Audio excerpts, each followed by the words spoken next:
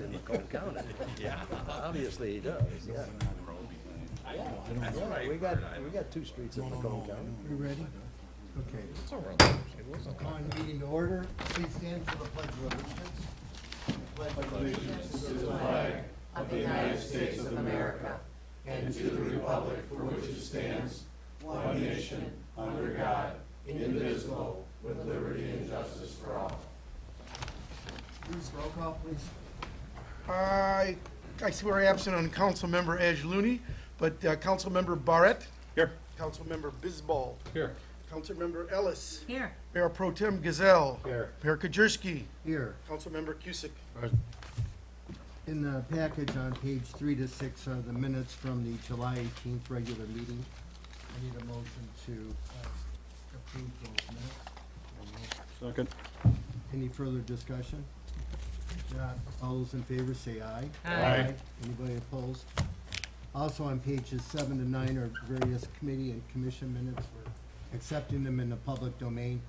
I only see a correction on the planning commission. I was in attendance at the last meeting and it's showing that I'm absent, so that needs to be fixed. I need a motion to accept in the public domain. So moved. Second. All those in favor say aye. Aye.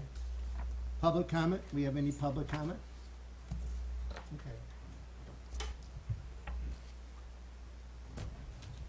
Mayor, Council, Kim Belize, Levin Weber. I understand that the council and mayor are considering moving the gatehouse to the entrance of the park. And with me, I have a collection of signatures from Grosse Pointe Shores residents who are fully in support of this idea. The overwhelming majority believe that the project is long overdue for many reasons. And so I would like to present these to you. Okay. Please give to our city clerk. And that's it. Thank you. Sign over a little so it can't easily How many signatures do you have on that? Over 100. Okay. lectern. Not the just the thing, Brian, just the board itself. Yeah, Any other public comment? Public comment. If not, I see our auditors are here, and I'd like to move up from the agenda the discussion of the auditor contract. Aaron, would you like to come to the podium, please? We're moving up new business item 10A.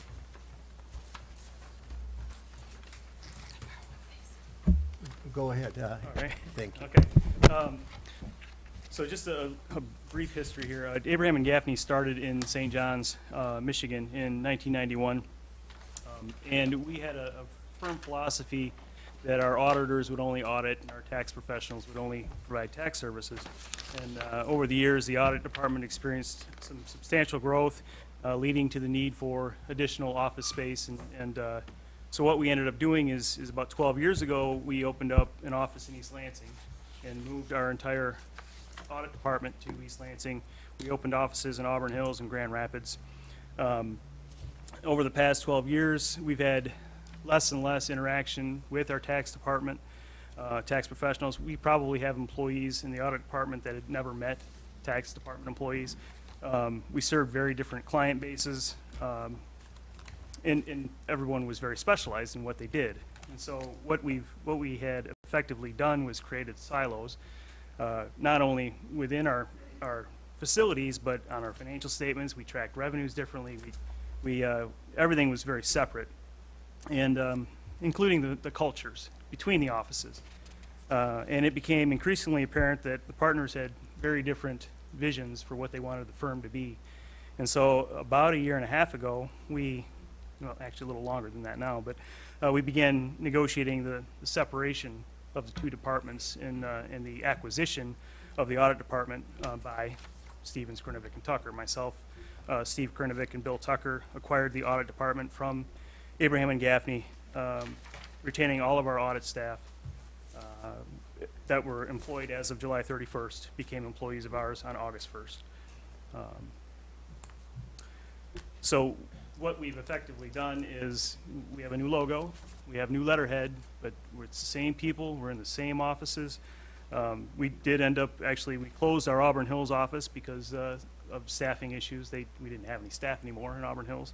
And we never did have staff in St. John's after our move to East Lansing. So we still have our East Lansing and Grand Rapids offices. As I said, we retained all the employees from, the audit employees from Abraham and Gaffney.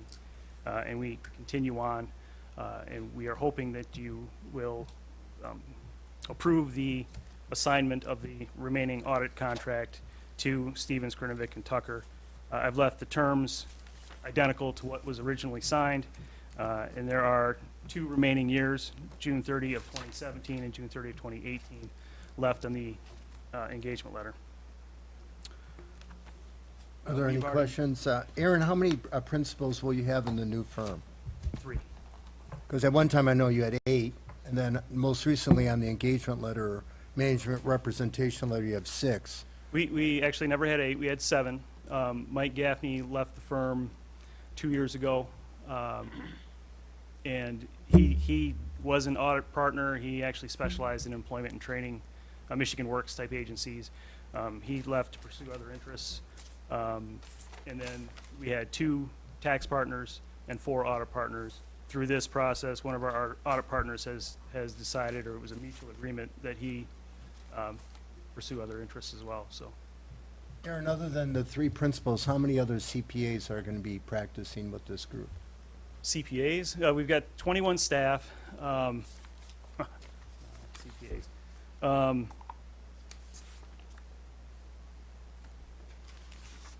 I'm gonna say 10. Okay, I'm just- total, including the 3 principals? No, that's 13, including the Okay, principals, yeah. okay, 13. I know our fee is not to exceed $20,100 in this fiscal year, and I believe $20,500. It seemed a little ambiguous when I looked at the contract in terms of the monies that we've spent already. I think last month we authorized the disbursement of $4,000. Right, and that was payable to Abraham and Gaffney, and we would not try to bill that again under the new engagement letter. We Okay. understand that money goes to the old firm, and we would just bill for the difference, the remaining work that we have to do. Most of your field work's already been completed, hasn't it? For It's scheduled to start next week. Oh, We is did it some scheduled? preliminary field work back in the end of June, 26th and 27th of June. Okay, some testing and, Yep. okay. Right, Internal control review was also done, or? right, yes. Okay, before fiscal year. Are there any questions from council?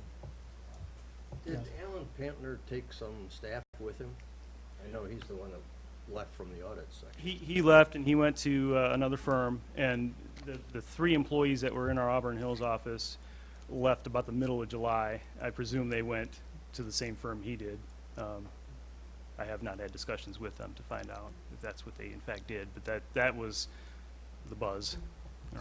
So you've only lost 3 partners, or 1 partner and 3 staff? That's right, and the 3 staff, probably the most experienced person had about 1.5 years of experience, so they were relatively new staff, almost entry level.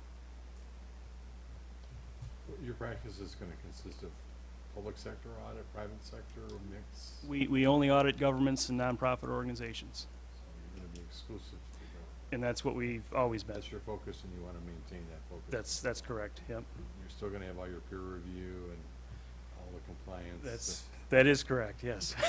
That's so special. It is. We actually went through peer review in June with Abraham and Gaffney. Now, under the new firm, we will be required to have peer review in about a year. They have to have something to review, so we've got to get some work under our belt before they can come in and do that. But, so we'll get the special privilege of having 2 of those done in about 1.5 years' time, so. You feel that this is a sustainable model for you going forward? Yes, I do. I mean, it's what we've always done, was just focus on governmental and nonprofit audits. We'll continue to do that. It's been pretty successful so far, so. This action item is to assign the remaining contract, personal service contract, of 2 years left to the new firm. Again, most of or some of the field work's already taken place.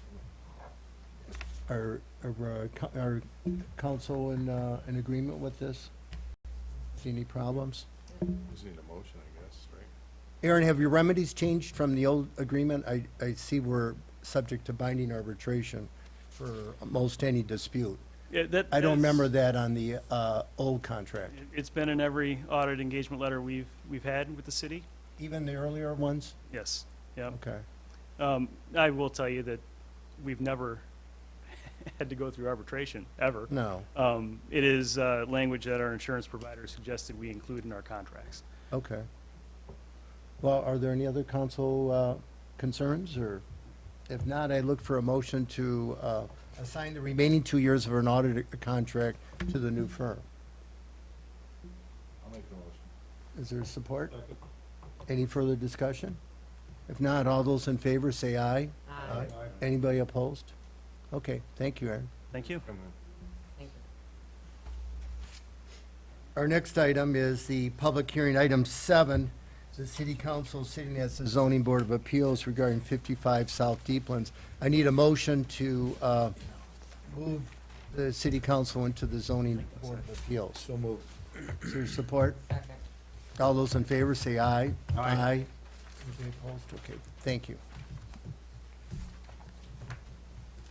Okay. Good evening, Mr. Mayor, members of the Grosse Pointe Shores Zoning Board of Appeals. My name is William Gilbride.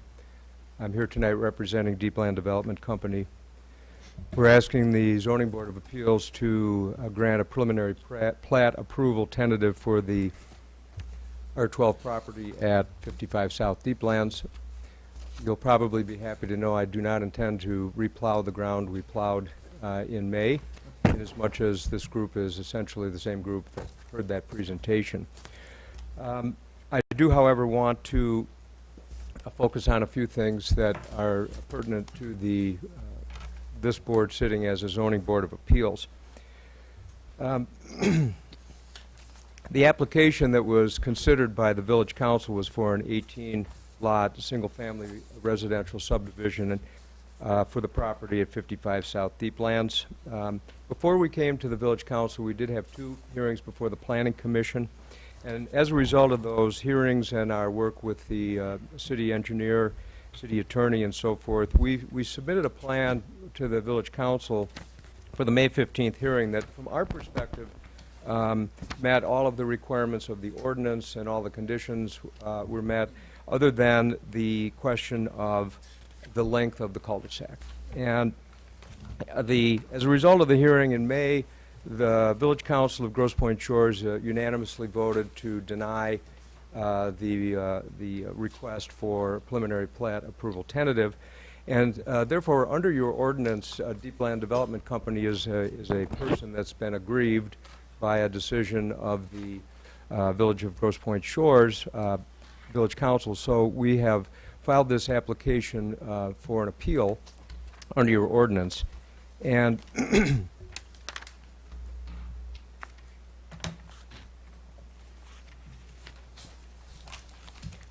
so the question before the zoning board tonight is a question of the deviation for the road length variation.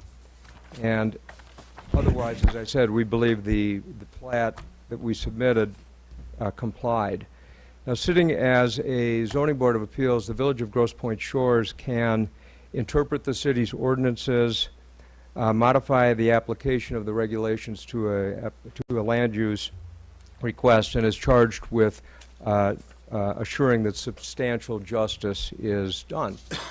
So we contend that the decision of the Village Council to deny the preliminary plat approval tentative based upon the cul-de-sac length was a misinterpretation or a misapplication of the requirements of your ordinance, and that's why we're here before the Zoning Board of Appeals asking that you reconsider that decision. We're seeking a new determination on the cul-de-sac length. Now, the Michigan Zoning Enabling Act empowers the Zoning Board of Appeals to interpret the ordinance and reverse the decision of the Village Council, and you have the authority, sitting as the Zoning Board of Appeals, to direct issuance of a land use permit. In this case, it would be the preliminary plat approval tentative, which is what we seek for the subdivision that we submitted. And we intend to exercise those rights tonight, and this is our presentation relating to why we think the decision should be reversed. Your ordinance provides for a deviation to the length of the cul-de-sacs, and the primary consideration is whether there's a reasonable alternative means of development of the property.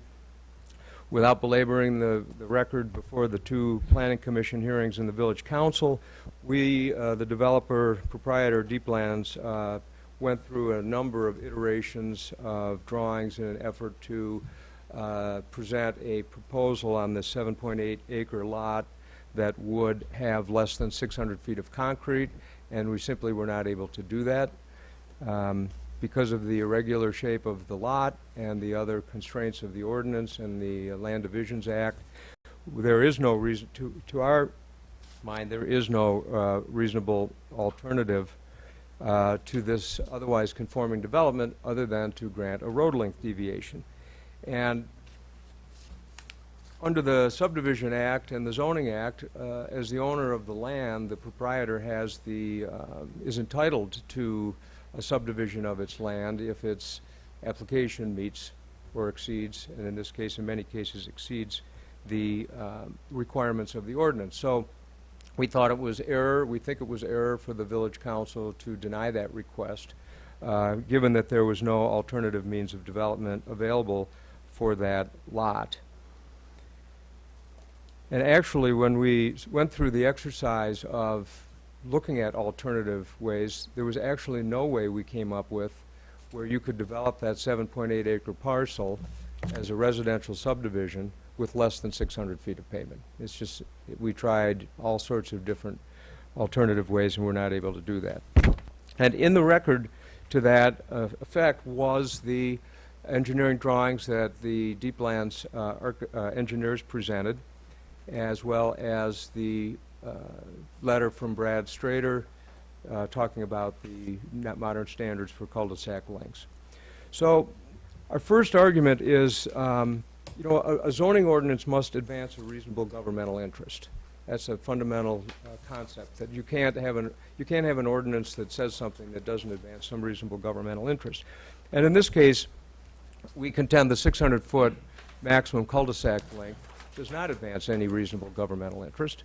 And among the reasons are, if you look at the existing developed community with the successful properties on streets with cul-de-sacs of more than 600 feet, which we talked about last time, one can argue that there is no governmental interest to be advanced by requiring something shorter than those, because they are successful, prospering subdivisions.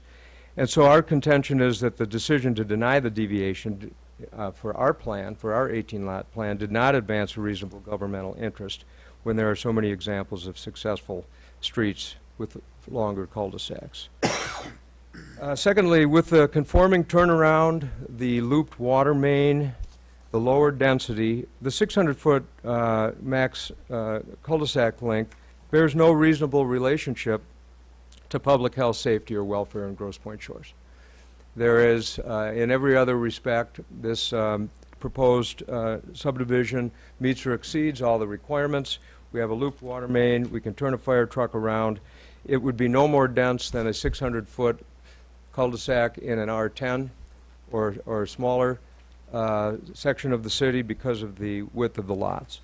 So because it doesn't advance a reasonable, or because there's no reasonable relationship to the public health, safety, or welfare, again, we think the 600-foot maximum is unenforceable and not sustainable under Michigan law. Another point we wish to make tonight is we did present the PADMAS drawings and the report of Mr. Strader, but neither the city nor any of the neighbors presented any competent evidence to show there was a governmental interest to be protected by denying the 600-foot length. We heard some speculation that in theory someone could present a plan that did comply, but nobody presented one. And nobody presented anything to contradict Mr. Strader's statement that the current standard is 1,500 feet, and no one presented any evidence to contradict Mr. Strader that there was no safety hazard. because there was a conforming turnaround and a looped water main. So on that record, we think it was a mistake for the village council to deny the request for preliminary plat approval tentative.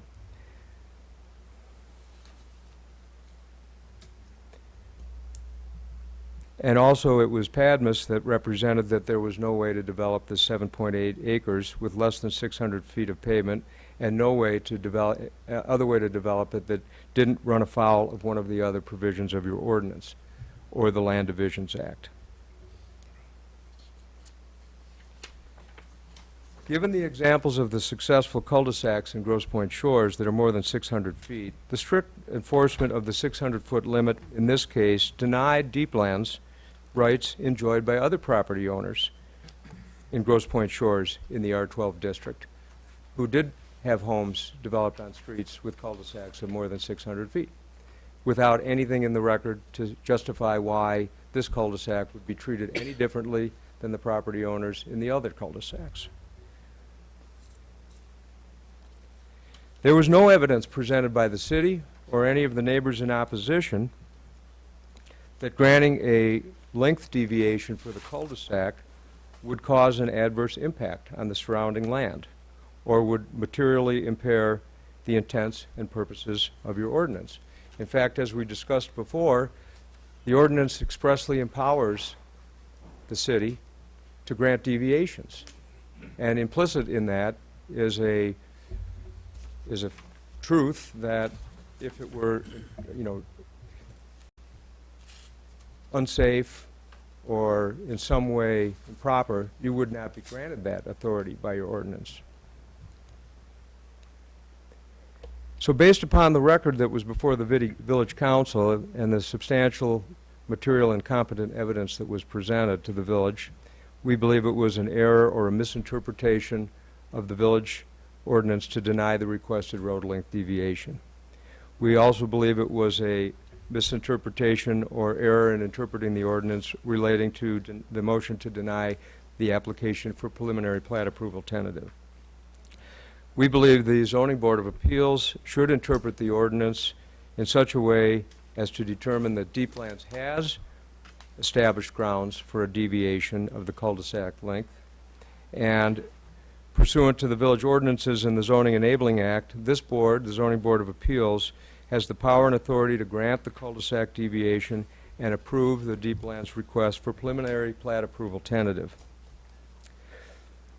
Given the surrounding existing developments, substantial justice will be done by interpreting the ordinance in a way that grants Deeplands' request for preliminary plat approval tentative. So for those reasons, and for the reason that as the property owner, Deeplands has a statutory right under the Subdivision Control Act to subdivide its property, we would ask this board to reverse the decision of the village council and grant the road length deviation, and with it grant us preliminary plat approval tentative for the 18-lot subdivision at 55 South Deeplands. Mr. Russell is here with me tonight, and I'm here if you have questions of us. We'd be happy to answer them. Thank you very much for your time and attention. Well, thank you. And before we open it up to public comment, this is a public hearing. I would like the record to reflect that this board has 16 documents that we are going to deliberate and weigh our decision on.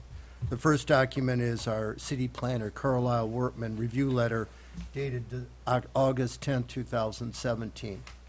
Our second document is the Hubble, Roth, and Clark memorandum dated August 10th, same year. A third document is the Traffic Improvement Association memorandum dated August 10th, 2017. Our fourth document is the developer's application and plan submitted for review and or approval to the Planning Commission. The fifth document is the March 28, 2017 approved Planning Commission minutes and the April 25, 2017 draft Planning Commission minutes. Six is our city planner review letter dated May 1st, 2017. Seventh is Hubble, Roth, and Clark memorandum dated March 23rd, 2017. Eight is the Traffic Improvement Association report dated February 3rd, 2017. 9 is the update submitted by the developer on May 11th, 2017 regarding the Grosse Pointe Shores Code of Ordinance section reference. 10 is the submissions by the Grosse Pointe Shores resident, James Case, dated March 17, 2017, and May 11, 2017. The 11th document is the tree inventory by BC Consultant dated March 21st, 2017. 12 are the deed restrictions relative to this property. 13 is the attorney William Gilbride proposed street design dated March 16, 2017. 14th is Robert Loomis and Associate letter dated March 9, 2017. 15 is John Lees' letter dated March 22, 2017. And 16 is the letter to developer Rich Russell dated April 26, 2017. These are the documents, among the documents that this board will be relying on for purposes of the appeal.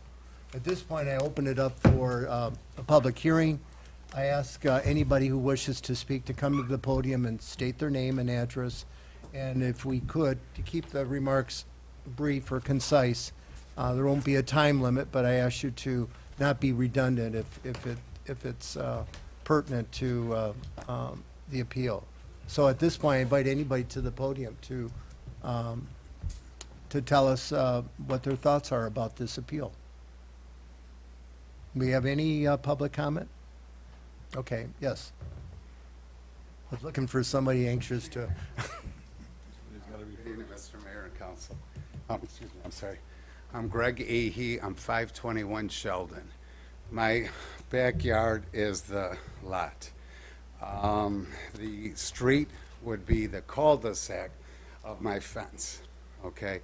I lived 25 years in Grosse Pointe Woods. I was born and raised in Grosse Pointe, starting in Grosse Pointe Shores with my family, which 5 members are in Grosse Pointe Shores. I love the shores. I bought my dream home. All I'm asking you is to take into consideration all the neighbors of similarity. I know a lot of builders who said many other things can be done. I respect Mr. Russell, nothing personal, but this to me is not the right way to go. And I appreciate your time. Thank you. Okay, thank you. Any other public comment? Nobody looks eager to come up. If there is no other, oh, yes, please. Took a little bit of arm twisting there, but. Yeah. Good evening. Name's Purani and Yaramali. I'm in 46 Fort Croft. Been a Grosse Pointe Shores resident for the last 7 years, and before that in Woods for 7 years. My property is backing the lot, and I would like the council and everybody to please take into consideration, as Mr. Haley has pointed out, all the neighborhood's concerns. And the one thing which I would have to say is the plan, they kept on saying there's no other alternative. Yes, there is alternative. Fewer homes. Develop it within the 600 feet, and that's an alternative. So that's what I feel, and I hope everybody else considers that. Thank you. Thank you for your comments. Any other public comment? If not, hearing nobody else wishing to speak, I close the public hearing portion, and council, or acting as the zoning board of appeals, will now deliberate and consider the appeal. Are there any questions from council? I have a question, maybe for the attorney. In looking at this and talking about the alternative plans, is there a reason why your client chooses not to build fewer homes within that 600 foot requirement? I mean, obviously, cost-wise, but what is the rationale of not doing, smaller, bigger lots? I think there's a couple of rationales related to that. One is the obvious one, which is the ordinance and the state law support 18 lots in there from a R12 zoning, from a lot dimension, and so as they're investing in the property and running the risk that the lots won't sell, or that it'll take 5 years to sell or 10 years to sell, they are hoping to get the most number of lots that the ordinance permits. So that's one. A second and equally interesting part about this case is that because of the size, the 7.8 acre lot, and we covered this in one of the hearings, but and because it's not a rectangle, you can't put a U-shaped road in that doesn't require a variance, because you'll end up with an acute angle on one of the turns or a curve that's non-compliant. So whether you put in 18 lots or, I think it's 12 lots, you're still going to run afoul of the 600-foot cul-de-sac length, and or you'll have a lot that's too skinny for its length, so it'll violate the Land Divisions Act. And trust me, I've done this work for many years. I know people are suspicious of developers and what have you, but I will tell you, in this particular case, for this particular piece of property, an awful lot of time and effort has gone into trying to get something that would meet every single element of your ordinance. Because why would we be banging? We haven't gotten one vote in 3 hearings, okay? So we know you're not excited about the plan. That's obvious. But if we were able to put in a plan that met all your ordinances, every one of them, and we didn't need a variance of some kind, trust me, we would have put it in. And so if we've got to get a deviation, we're going to go for the 18 lots. I mean, that's the truth of the matter. And honestly, at 13,000 plus square foot on average, these lots are going to be very, harmonious with what's developed all around it. This is not a radical subdivision plan. It really is a very comparable subdivision plan. So we're hopeful that, we're hopeful that you'll look on it favorably at this point, because we've really tried. What is the plan for the edge of the property? So for instance, like Mr. Ahee's property and those on Sheldon in your backyard, are you making any provisions as the developer to fence, to wall, so that the headlights are blocked, the noise is blocked? What is the development's proposal for that area along the backs of these homes? Yes, as we indicated at the May 15th hearing, we're amenable to, the plan we've asked for will comply with all of your ordinances relating to landscaping, site plan review, site plan approval, deed restrictions. All of those elements, we have no objection to complying with them, and that would include whatever buffering or landscaping and tree planting and tree replacement and so forth that the ordinance requires.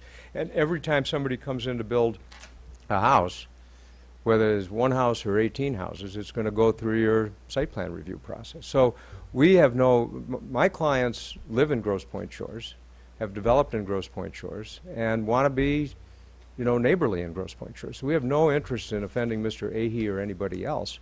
But we're at the, this is the baby step of this process. This is preliminary plat approval tentative. This doesn't get us beyond a conceptual site plan. Then it's up to a year to get the final plat approval with all of the county and state and road commission, drain commission, all of those things have to be satisfied, as well as all the elements of your ordinance. So I hope that answered your question. Is the water retention still underground? Yes, sir. Okay.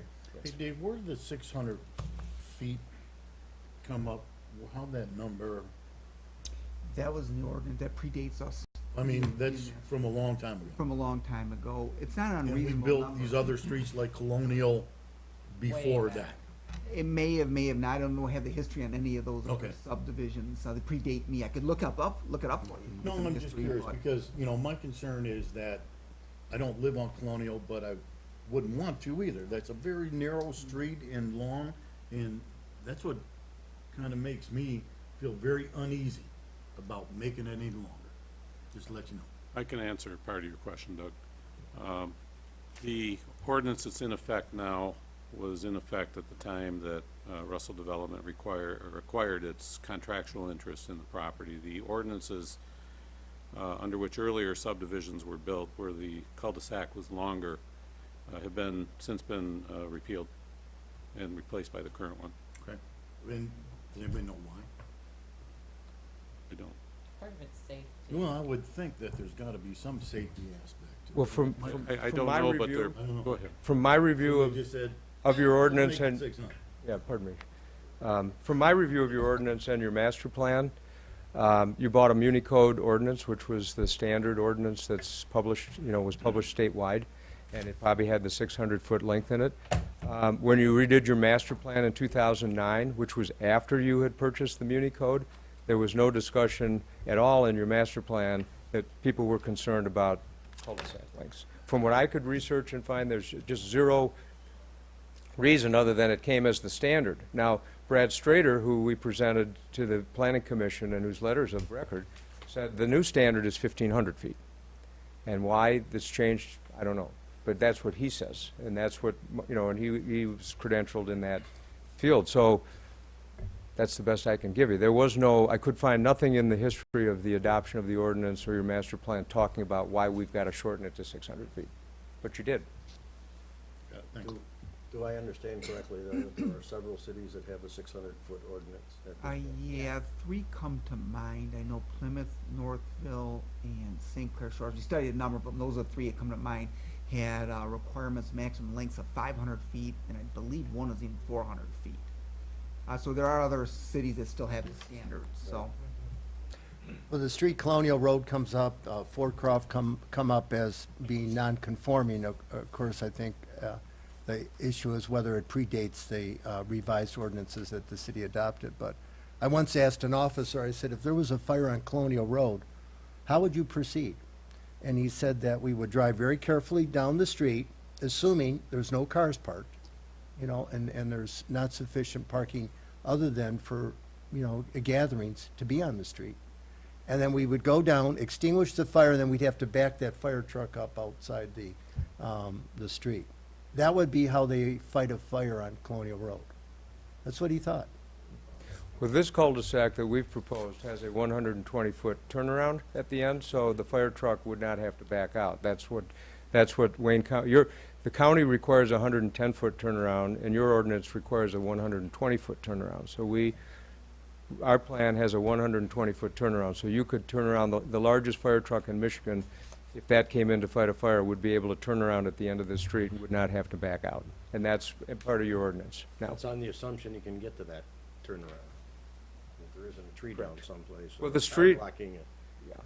this street as proposed is got a 60-foot right-of-way and is, I don't know whether it's as wide or wider than Colonial, but it conforms to your ordinance, which I assume is designed to make sure that with cars parked on one side, there's egress and ingress for fire trucks, I assume. I think the chief indicated at one time that if we had a class, a 2-alarm fire involving an aerial truck, that the aerial truck would not be able to make that turn. Our current fire truck could if he's not impeded, but I think, Chief, I think that's what you indicated. The aerial truck that we would use from Grosse Pointe Woods would not be able to negotiate that turn. I think that's correct. Okay.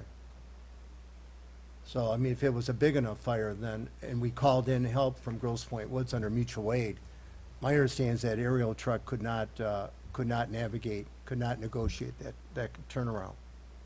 So like Colonial Road, the truck would go in and then very carefully back out. I don't know why the county and the city would adopt an ordinance that doesn't provide a large enough turnaround for a fire truck, but my understanding is that's why they have the 120-foot radius, Okay. so that any fire truck can turn around. Mr. Mayor? Yes. Our original proposal had a 60-foot cul-de-sac. Chief's correct. He was having a problem with the cul-de-sac, being able to turn even a garbage truck. Brett even had some concerns. That was modified. We've agreed to comply with the village ordinance of 120 feet. So that, in the Wayne County standard, is even less than that. So you're gonna be able to turn any truck around. In fact, back in March, the planning commissioner said there was no safety issues involved in this. It was not a safety issue. Mr. McCarron, I think, was chairing the meeting at that time, and that's what he went on a record as saying. There was no safety issues with this street. And again, that assumes no cars are parked, there's no gathering, there's no event, birthday party, Super Bowl party, where there may be traffic. Well, then your party's canceled next year, I guess, on Woodland Shores. Yeah, I guess, I honestly, I would disagree with that statement, Mr. Mayor. I think it does assume that when the land planners adopted the ordinance and set the size of the turnaround and the width of the street, that it did assume the worst-case scenario for public safety access, I think. okay. Let me ask you this, for changing our decision, we have a deviation. Our state, it specifically requires that there is no reasonable alternative means of development. That's one of the conditions that has to be fulfilled. Correct. You're telling me that there is no alternative means of development. What I'm saying to you is that by virtue of the irregular shape of this lot, you cannot develop this property with less than 600 feet of concrete. You can't. But in what configuration? In basically almost any configuration, because you're either, you're gonna have a, I mean, we can go back through them tonight. We've presented a number of plans. You stated that, let me ask you, Dave, is that true? There's no alternative way to develop this property? I believe there is. What is it? Maybe less might be less lots, but it would be, you know, you understand, I mean, they may be claim, the petition may claim there's no reasonable alternative means, but might be based on 18 properties. I think if there's less properties, there might be alternatives. And I have not seen anything presented yet in any detail to critique. But it's your professional opinion that there is a reasonable alternative means of development? I believe so. And you disagree with that statement? Well, we've been listening to that for 5 months, but nobody seems to be able to come up and articulate what it is. That's not our job. Well, it is your job, because we have a We're not the conform, developer of the property, nor the configuration of the property. We are not the legal owner of the property. We sit as a zoning board, and our requirement tonight, as I understand it, is to look at the statute and look at these. We have 3 conditions that have to all be met for us to grant a deviation. The first one being reasonable alternative means of development. Our professional on our staff says there are alternative means. Okay, it's clear about that. You disagree with that, okay, which is, that's America. We all have disagreements.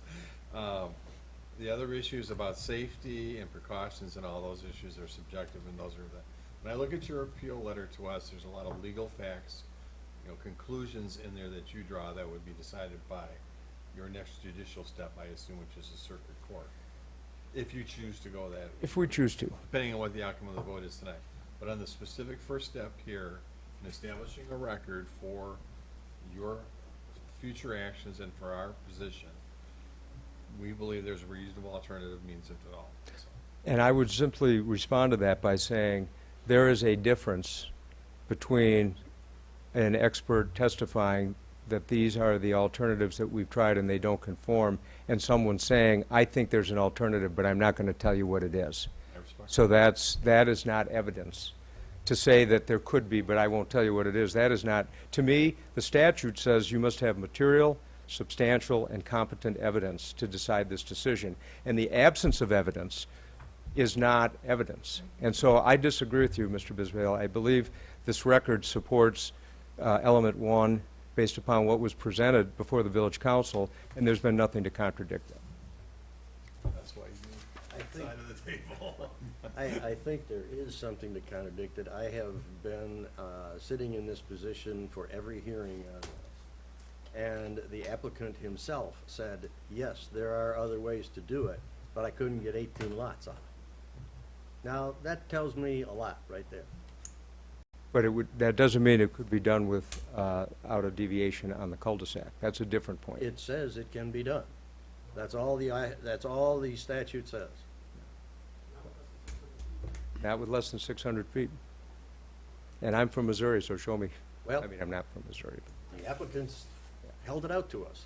Okay. Well, the record's borne out in the videotape, That's so right. it is.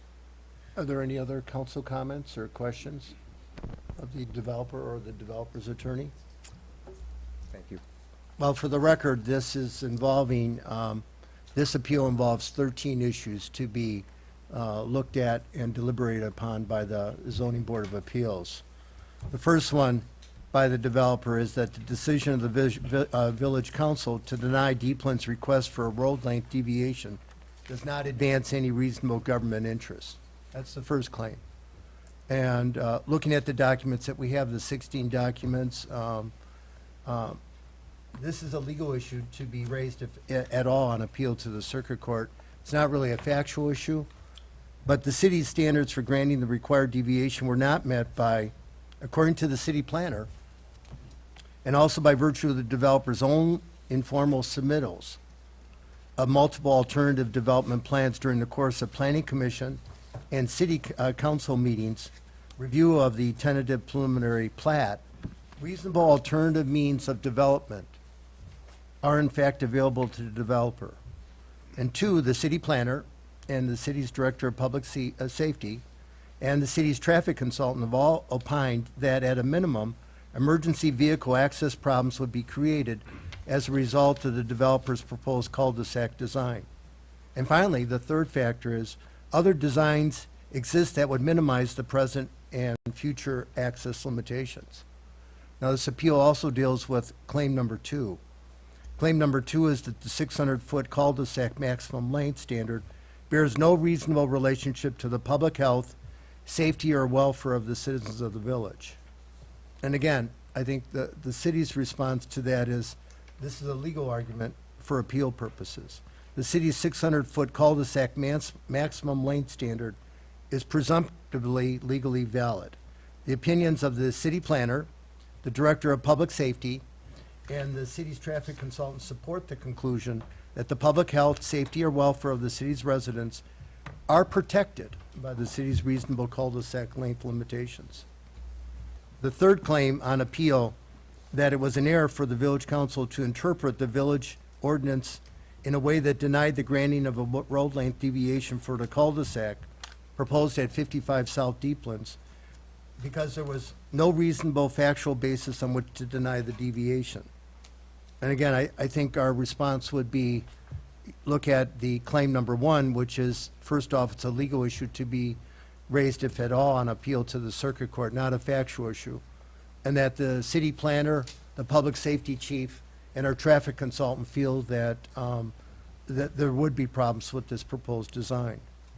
The appeal also deals with claim number 4 by the developer, that the maximum cul-de-sac length of 600 feet is no longer considered an acceptable design standard, and that there's numerous examples of successful cul-de-sacs in Grosse Pointe Shores that are more than 600 feet long.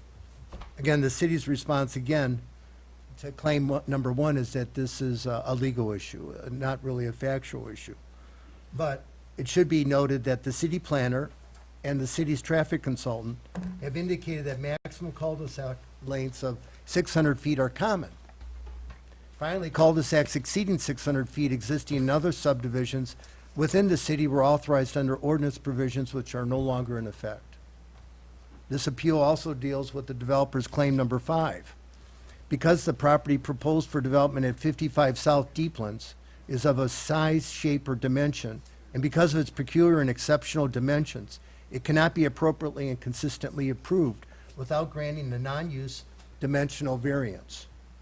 And our response is the same as claim number 1. Again, this is a legal issue, not a factual issue. But again, both the city planner and the developer, by his own admissions, have indicated that alternative designs for the development of this rectangular parcel with some 600 feet of road frontage do in fact exist. In addition, the city planner has noted that the subject property is rectangular with over 600 feet of road frontage and is therefore susceptible of multiple alternative designs. The 6th claim by the developer is that the strict enforcement of the 600-foot cul-de-sac maximum length would unreasonably deprive Deeplands of the rights enjoyed by other property owners owning property within the R12 zoning district. The city's response to this is that this is a legal argument, not a factual issue. Again, we also look at the responses to claim number 1 and claim number 4, which deals that there are reasonable alternatives of developing this property. And other cul-de-sacs within the city that exceed 600 feet were authorized under existing ordinance provisions that are no longer in effect. The 7th claim by the developer for consideration by the ZBA on appeal is that the strict enforcement of the 600-foot cul-de-sac maximum length as applied to the property at 55 South Deeplands will render conformity with the development unnecessarily burdensome. The city's response is that, based on our planner, first off, this is a legal issue, not a factual issue. And again, the same response to claim number 1, claim number 4, and claim number 5 also apply. That according to the developer, that other alternative designs exist. The 8th claim by the developer on appeal for consideration by the ZBA today is that the request for a road length deviation for cul-de-sac in excess of 600 feet will not cause any adverse impact on surrounding property. That's the eighth claim. Again, the city's response is that the access and public safety concerns raised by the city planner, the chief of public safety, and the city's traffic consultant all support the conclusion that surrounding properties and the use and enjoyment of those properties would, in the event of emergency, be adversely impacted by the proposed deviation from the maximum cul-de-sac length standard. The ninth issue on appeal today for the ZBA is allowing a road length deviation in excess of 600 feet will not materially impair the intents or purposes of the village's zoning ordinances. Again, the city's response is that this is a legal argument. And we look at the response to claims 1, 4, 5, and 8. Again, that first off, the city's cul-de-sac length standard is presumptively legally valid, and that the opinions of the city planner, the chief of public safety, and the city's traffic consultant are all supportive of the 600-foot limitation. The developer's own submission of several alternative development plans containing different ingress and egress configurations likewise support the intent and purpose of the city's cul-de-sac design standard limitation. The 10th issue on appeal raised by the developer is given the unique shape and area of the subject property and the fact that all of the surrounding neighborhoods are developed with R12 single-family subdivisions, that there are no reasonable alternatives to the development of the property at 55 South Deeplands, and that these conditions and circumstances are not unique to this property and not similarly applicable to other properties in the same district, which are all fully development. Therefore, a dimensional non-use variance should be granted. That's the 10th claim. The city's response, again, this is a legal issue, not a factual issue. And we look at the responses to claims 1, 4, 5, 8, and 9, and also noted by the city planner here, the subject property's shape and the 600 feet of road frontage do not support a conclusion that the property is somehow unique. The 11th issue to be decided today by the Zoning Board of Appeals, raised by the developer, is that the conditions and circumstances unique to this property were not created by Deeplands or by its predecessors in interest within the time following the effective date of the provisions of the ordinances alleged to have been adversely affected the property, namely the 600-foot cul-de-sac maximum length. The city's response is that the property, which is, as noted, rectangular in shape and which has 600 feet of road frontage, is therefore not unique. The standards and its provision for allowing a deviation under proper circumstances was validly enacted, is presumptively legally valid, and is binding on the developer, which had no legal interest in the property at the time of enactment. The 12th issue on appeal for the ZBA tonight is the developer is claiming the requested variances for the requested road length deviation and the variance requested is the minimum necessary to do substantial justice to the applicant, as well as to other property owners in the district, because the plan submitted for a preliminary plat that met or exceeded each and every other element of the ordinance, and the plan submitted proposed a subdivision that is consistent with and in harmony with the surrounding subdivisions in the village, and contains a cul-de-sac with a length less than 5 other cul-de-sacs previously approved by the village. The city's response tonight is, though the tentative preliminary plat meets certain other of the city's subdivision design standards, it does not meet the road length, the cul-de-sac design standards of the City Code of Ordinances, Section 26-233A12B, and the developer has not otherwise met the requirements for the granting of a deviation from that standard for the reasons set forth above. Moreover, both the city planner and many city residents earlier expressed adverse opinions and concerns with the proposed tentative preliminary plat, purportedly harmonious character. Finally, as noted, all other cul-de-sacs within the city that exceed 600 feet in length were approved under earlier ordinance provisions that are no longer in effect. And finally, the last issue to be decided tonight by the Zoning Board of Appeals, it's the developer claim that granting a road length deviation will not be contrary to the spirit or intent of the village zoning ordinance because the proposed preliminary site plan tentatively depicts a subdivision that's consistent with the surrounding developments. The city's response to that is, again, this is a legal argument, and we look at the response to Claim 12, mentioned previously that, again, both the city planner and many city residents indicated that it would not be harmonious with the existing surrounding property. So I think we covered all 13 claims on appeal that are present before the ZBA tonight. And, Two items I'd like to clear up on the record. Number one, I never represented to the planning commission or the city council that I could put, develop this full property fully with 600 feet of concrete or less. I never presented that plan, ever. Number two, it is not rectangular, it's trapezoidal. That's what causes the impairment of the development of the property. This is not a rectangular piece. You've mentioned that about 6 times in your readings, and I'd like to clarify the record for that, okay? I have if you pull up the first plan here in front of you, you'll notice that it's not rectangular. okay. And I did not present a 600-foot or less roadway plan to the city. Okay, thank you for setting the record straight. Do we have any comments to that? Or no? I'm- About the rectangular nature of the subject parcel? If it isn't rectangular, it's nearly rectangular. Yes, okay. No, it's not nearly rectangular. Let's set the record straight. Is it rectangular or is it not rectangular? To answer you, Mr. Mayor? Yes, Yeah, I'm addressing my question to the mayor. Yes. Yeah, I'm gonna, then we'll refer to the, ask to refer to the plan.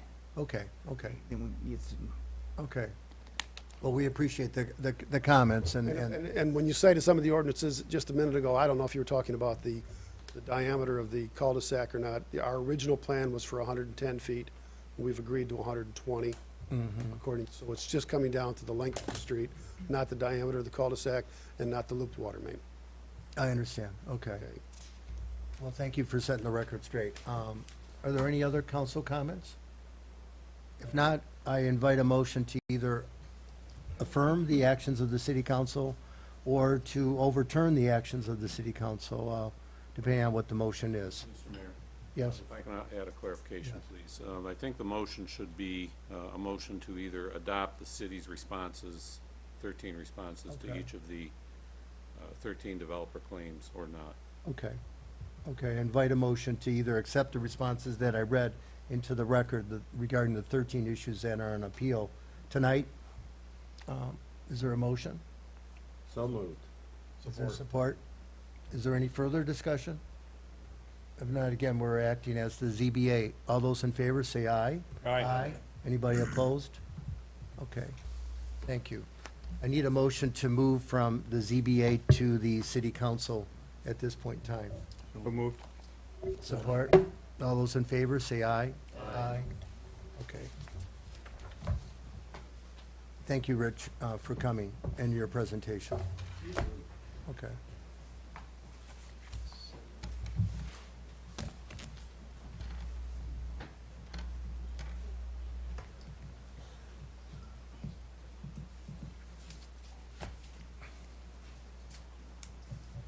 The next item on the agenda? Okay, all right. Okay. The next item is Agenda Item 8. It's reports by chairpersons. Rhonda? Good evening, everyone. Once again, your monthly financial packet is thinner than normal. I thank everyone for coming. Okay, thanks. I promise next month you'll have plenty of reading and plenty of numbers. The first item on your packet for the finances is the wire transfers for the month of August. These are just normal wire transfers. The first tax distribution for the month of August, the Macomb County segments were smaller amounts. So as you notice on the check register, I just cut a check for those distribution amounts versus, acquiring additional wire fees from the bank. On the check register, you'll notice on the first page, City of Grosse Pointe Farms, we paid the second quarter of 2017, the payment for the court, the dispatch, and the lockup. There's also a check payable to Fontana Construction for work regarding the Fort House. That amount will be, or most of that amount, 'cause there was something that, a small amount, like 11, 12,000, that was city-related work. But most of that check has already been reimbursed to the city. There's a check on the second page of the register for Motorola Solutions for public safety radios. Towards the bottom of that page, there's an item for IT Right, our computer contractor, for a local backup system, along with some other items that the Public Safety Department requires to have their computer system more secure, basically, and separated from the city server. On the third page of the check register, you'll notice there's a check for Detroit Edison for $5,053.75. This is something that the last meeting I didn't catch when I was creating the check register, but it's not just streetlights. It's street lighting bill, which is just under $1,000, and the balance is for the electrical use, the large electrical use for this address and the park. And then on the last page of the check register, I make note, premium for Michigan Municipal Risk Management Authority. And that's basically half of our premium for the year for general liability insurance. Rhonda, there's a check for Leadership Macomb for $26.50. Does that relate to public safety, or? No, I can answer that. We have sent employees that program. There isn't a leadership Wayne. There is a leadership Detroit program. The Macomb one's a lot better. And I twisted her arm, and she's going to be attending. Okay, okay, It's about a 10-month program each month. okay, And it starts next month. okay. Hey, Rhonda, going back to that Michigan Mutual, Michigan Municipal Risk, there were two checks written. Well, yes, combined, it covers all of our liability insurance for the city. I can't remember offhand what the smaller invoice that we receive, what that specifically covers. For the, strangely enough, we have to, because we have a gas tank, we have to buy, that's in the ground, we have to buy a special policy for that, and it comes due at a month later than the rest of the policy. But that's what the small amount is for. And I was gonna mention this later, but I'm happy to mention it now. Usually, as we continue and as their funding has done very well, our rebate is around, just over $84,000. And it would have been higher, except the group voted to, as you know, they buy insurance in layers. And so they're picking up an additional layer of insurance in our pool for doing that. Not our swimming pool, but our municipal pool of all the cities. So what does this buy us? Just It's our full insurance? insurance. Liability, comp, officer insurance, everything. Okay, so that's not like what I talked about this morning. The tennis courts didn't cost us anything for somebody to come by and say No, that they're not playable. They do. They just happen to do that? Right. That's part of their loss services, management. risk assessment, Loss management. advice. There are grant programs that they have that we've been able to secure funding for in the past. Training, sometimes equipment, things like that they provide. It's really a successful pool. There's only 3 of them operating in the state, and sadly, the private sector markets only get in and out of municipal business primarily when interest rates that they can make and invest are higher than they are now. So our yearly bill's $140K, Yeah. but we get a $85,000 rebate on it? 84 and change Our back. total insurance bill's $50,000 for this community. Think about that. Yeah, no, right, no, it's great. And it's been that way for the last 6 years. Yeah. And we haven't had any claims to it? Even if we've had claims. Well, But part of that is years because we have ago, governmental when the immunity lightning hit the too. building And a lot of our No. electrical Ted, went, look at, went look at down. other. That's when the insurance company kicked in. Farms and look at the other You know, communities if we have a Okay. flood and there's a lot of that aren't in damage. this pool, the park and the city aren't. Oh, okay, Thank you. okay. The other municipalities are not in this, like I think the park was with the municipal, the farms, and the both consider joining this pool because there are some limited dollar values available for sewer backup service. Okay. And they do also they represent us before the state legislature in terms of changes to the law. The sidewalk slip and fall laws have been changed by action of the communities jointly and some things like that. They won't take any community. They're selective, so some of the communities that are financially stressed, like let's say, something like Highland Park, River Rouge, some of those areas that have had challenges in their budgets, they decline to write insurance in those communities. Okay. So it keeps us, I mean, it's really, maybe $50,000. No, I just, I don't know how- once again, that's the first time I really. Well, you guys that make more money than this are the hurricane companies down south. I look what I pay for insurance, so I, Just a couple clarifications, and again, I mean, this is, I wanna make sure that you always know this is not directed at you, it's just, this is what I do with my checkbook at home, this is how I am, I mean, I'm just asking questions, we have 3 different, telephone charges, Telnet, Wow. Verizon, and Ameritech, for about over $4,000 for this month, what? Well, what are we doing? Ameritech, Who are we calling? Ameritech is generally right around $200 a month, Okay, and those are for the pump stations.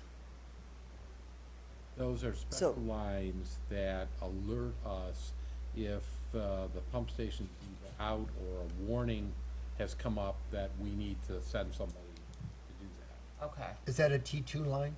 One of those high-speed data transmission lines? No? It's, I think it's a T1 line, actually. And then the Telnet is just the normal? Telnet is our normal landlines here in our building, the park, Public Works. Verizon, the majority of it is the cell phones, whether it's for our department heads, city manager, the shift commander, the detective, the Public Works supervisor, the water department, those cell phones. And then there's also like $14 a month from Verizon that is related to the ambulance. Okay, now this, the $12,000 for these new radios, how often do we get new radios for public service, or for public safety? We've been upgrading for the last 4 years, and we've been buying 2 a year. We needed 3 this year because one of the radios in the fire truck died on us. Okay. And so we replaced 3 this year. And that's how much they are? They're like $4,000 a piece? Each plus. You can only buy them The from the radio state. cost, and then there's the imaging. Oh, okay, okay. All And right, I will note too that Telnet, you probably will not be seeing much of a bill anymore from Telnet because we've also switched our phone service to WOW. Oh, okay. Was there a cost savings in doing that, or was it just convenient to have that? No, it was less than 1,000 a month. Oh, okay. It was pretty significant Okay. over time, and we're looking at we did the same for, WOW agreed to pay some early cancellation charges, Okay. and we're still exploring that for some other lines that we have with Comcast. So some of the charges that we have paid Telnet, we will be getting reimbursed for those Okay. also. And then, that big one for the Ford, Fontana? no, not Fontana, the other one, hold on here. There's Ford House. Yeah, Yeah, it was the Ford House, Engineering field. Are we gonna get any of that? Oh, the Hubble, Roth and Clark for the Lakeshore Interceptor, what- are we we're- gonna get any of that back? Yes, we have submitted, we usually do it at a, maybe every couple of months when Okay. we get a number of invoices together and submit it to the Ford House, and so we're still awaiting payment Okay, on that. all right, okay. It should be shortly. this check disbursement run is being influenced by the Ford House, so it's a pass-through then? Yes. So we Yes. spend the money and then we get reimbursed? Yes, and like I said, we've already been reimbursed for that. Okay. Thanks. I need approval, I need a motion to accept this check register I run. approve it. Any further, any support? Second. All those in favor, say aye. Aye. Any opposed? Thank you, Rhonda. And just an update, as Aaron Stevens mentioned, next Tuesday, his crew will be out here working hard, bothering me for the audit. I hopefully will be ready for them, hopefully this week yet. So it gives me an extra day to sit back and breathe. Rhonda, we haven't signed a management representation letter yet, have we? Because of the new firm, the We'll sign that to the end. okay. was asked that we would do that after tonight's meeting. After tonight's meeting, okay. Okay. And then, it's non-financial related, but I just wanted to remind everyone, September 10th, Sunday, from noon to 4 is our classic car show. Good, Rhonda, If you thanks. If you don't have a car, or if you haven't fixed the one that's in your garage, That's me. What's the deadline where they have, you have to pay to, is it September 1st? after September 1st, it's a $10 registration fee. All right, okay, good. Non-waivable for city officials. And I just want to say thank you to Rhonda for the good job and the great job that you do with all of this. And actually, I got a hold of Rhonda yesterday through Mark to run some reports, and she was on it within 5 minutes. So thank you for everything that you do to make this city run. Thank you, Tina, and you might want to wait until after the audit. If it's like any other year, it's going to be stellar, so. Thanks, Rhonda. Thank Bruce, I know you haven't met, have you? So, No, Finance Committee is in adjournment until September. We'll meet that, we have a date set, I think the 10th, the week before council. We'll be bringing up our normal planning at that point. okay, good. Thanks, Bruce. Chief? Good evening, Mayor, members of the council. Just to follow up on one additional Verizon issue, one that Rhonda mentioned is a telemetry unit that we use to send vitals to the hospital. It comes right from our rig, right to the hospital, so. And someone had mentioned cameras earlier. I just wanted to mention quickly that with all this crazy weather, we did have a power surge, and we fried 2 of the cameras on Lakeshore and Vernier, as well as the Comcast router and our switch that handles all of the connections between the cameras. I've been in contact with Conti, and they're putting in they said this one couldn't have been prevented with your average surge protector, but they're putting something in place to prevent this from happening again, so.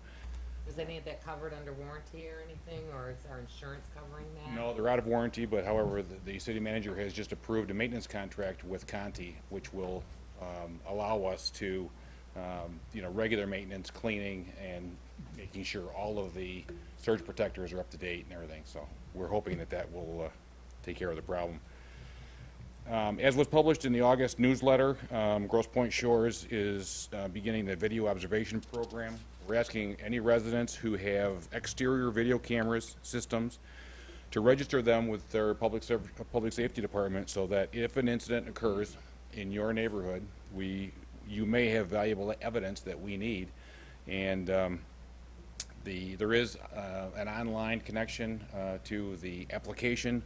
I have some here tonight if anyone is interested, but it is a program that's started in Chesterfield Township, and it's been quite successful, as well as residential and business. And we do find that there's a lot of video surveillance from the residents. So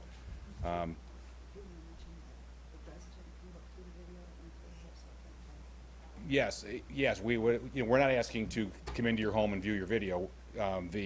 The resident can, if you alert us, or if we have an incident, we will alert you that something has taken place. If we know who you are, you can review your video, and if there's something that is substantial, something identifiable, at that point we would ask for your assistance. And it's really a great way for the residents to get involved in helping us identify certain issues that may be captured on video. Thank you.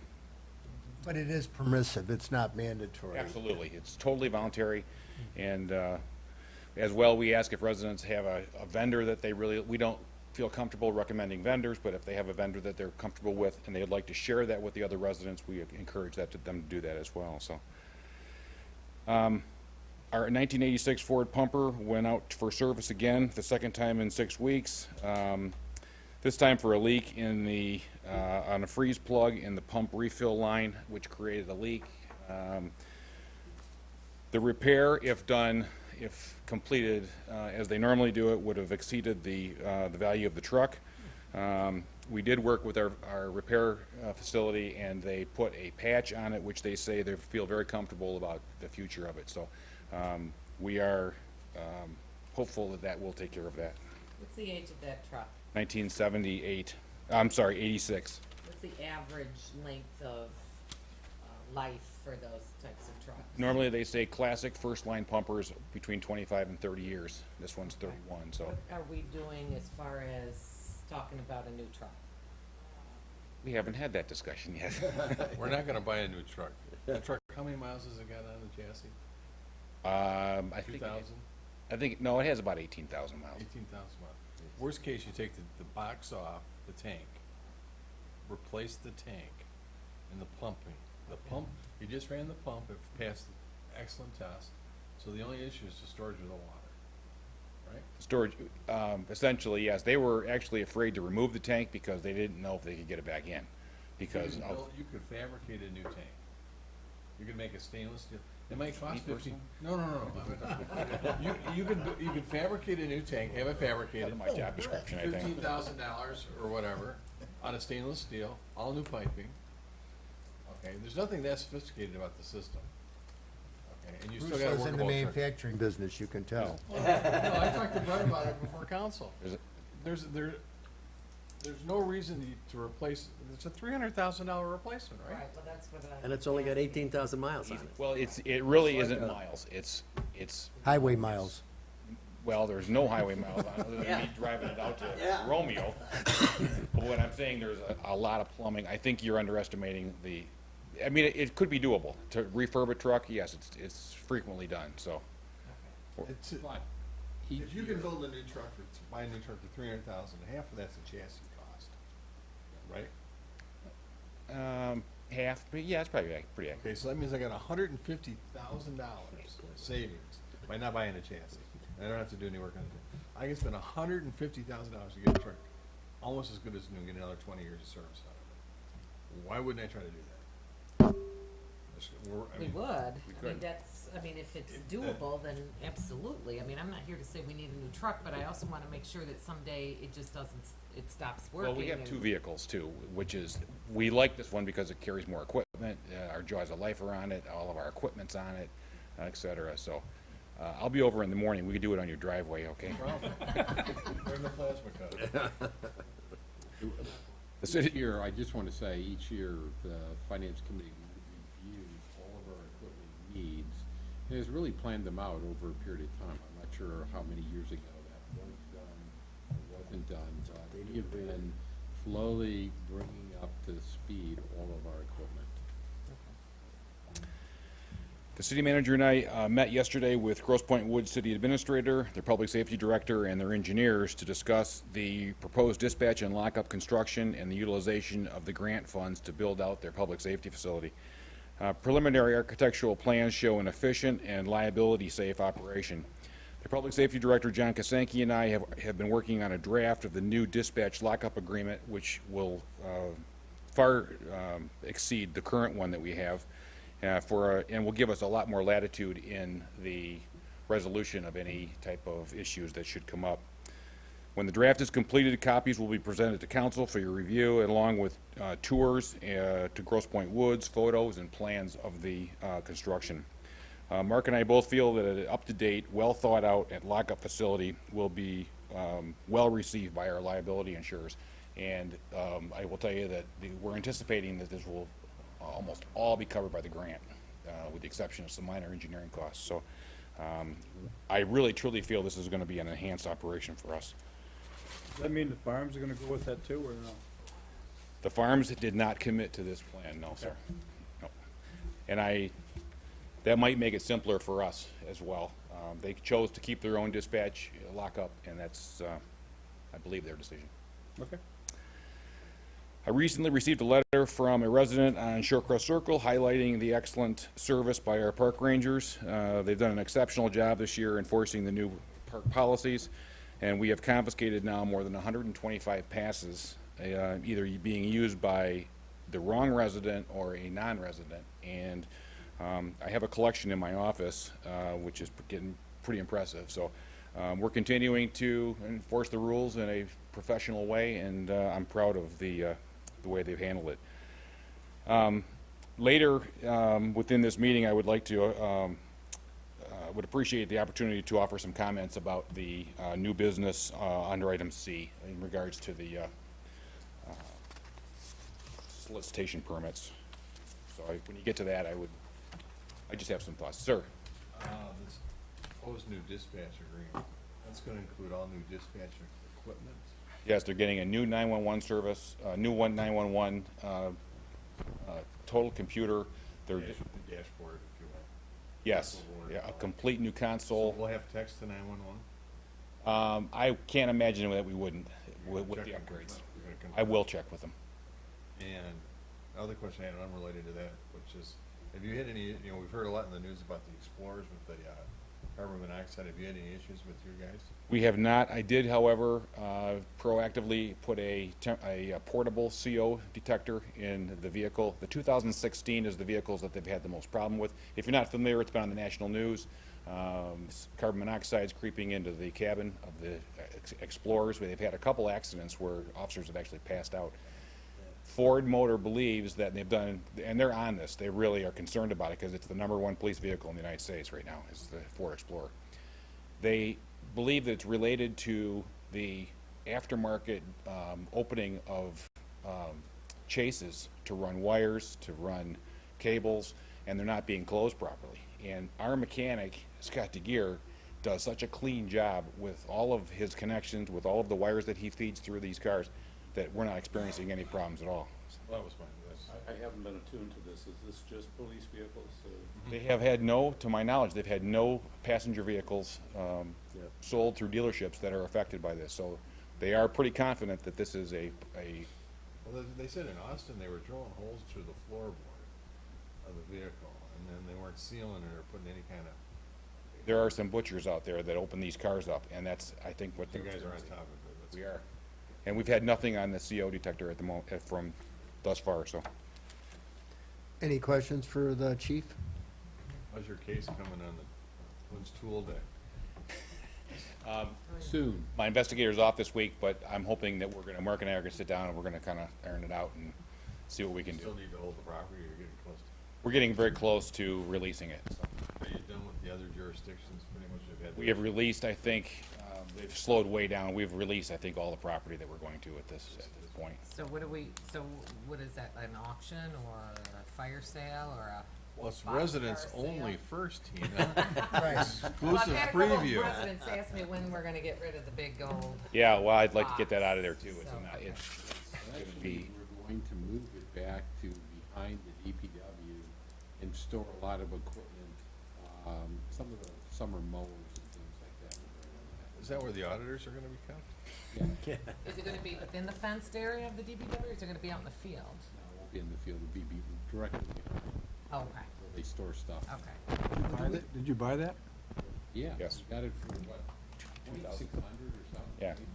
Go to California, there's thousands of them out there. They're making, well, we thought it should We be. could make tiny houses. They're making homes. Tiny house out of it. Be careful, y'all might have your offices in there next year. Camouflage painted too, though. I think maybe a new lockup would be okay. You're blind. Thank you, chief. Brett, Public Works? Good evening, Mr. Mayor, members of council, and residents that are still here. Thanks for the opportunity to speak. It's kind of neat, we were talking about the boxcar and all the tool supplies. We've actually had the opportunity to borrow a couple tools. We had some work to do at the park and didn't have what we needed, and we thumbed through and found what we needed, used it, and put it back, so that worked out real well.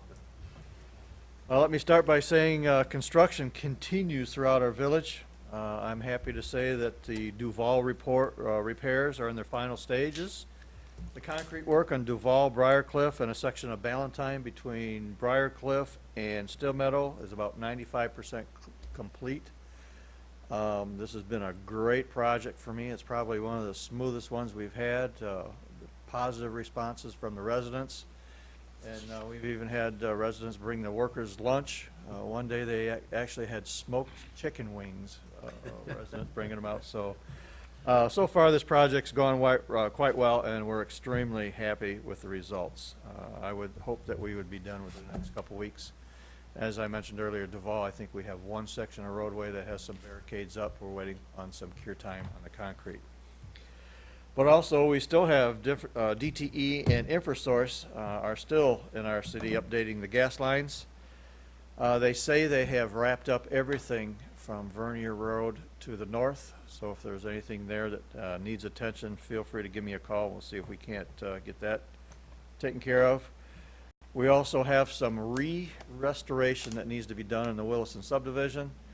There's a lot of work done in that subdivision, and some of those repairs are not up to the expectations that our residents have, so we need to relook at a number of areas there as well.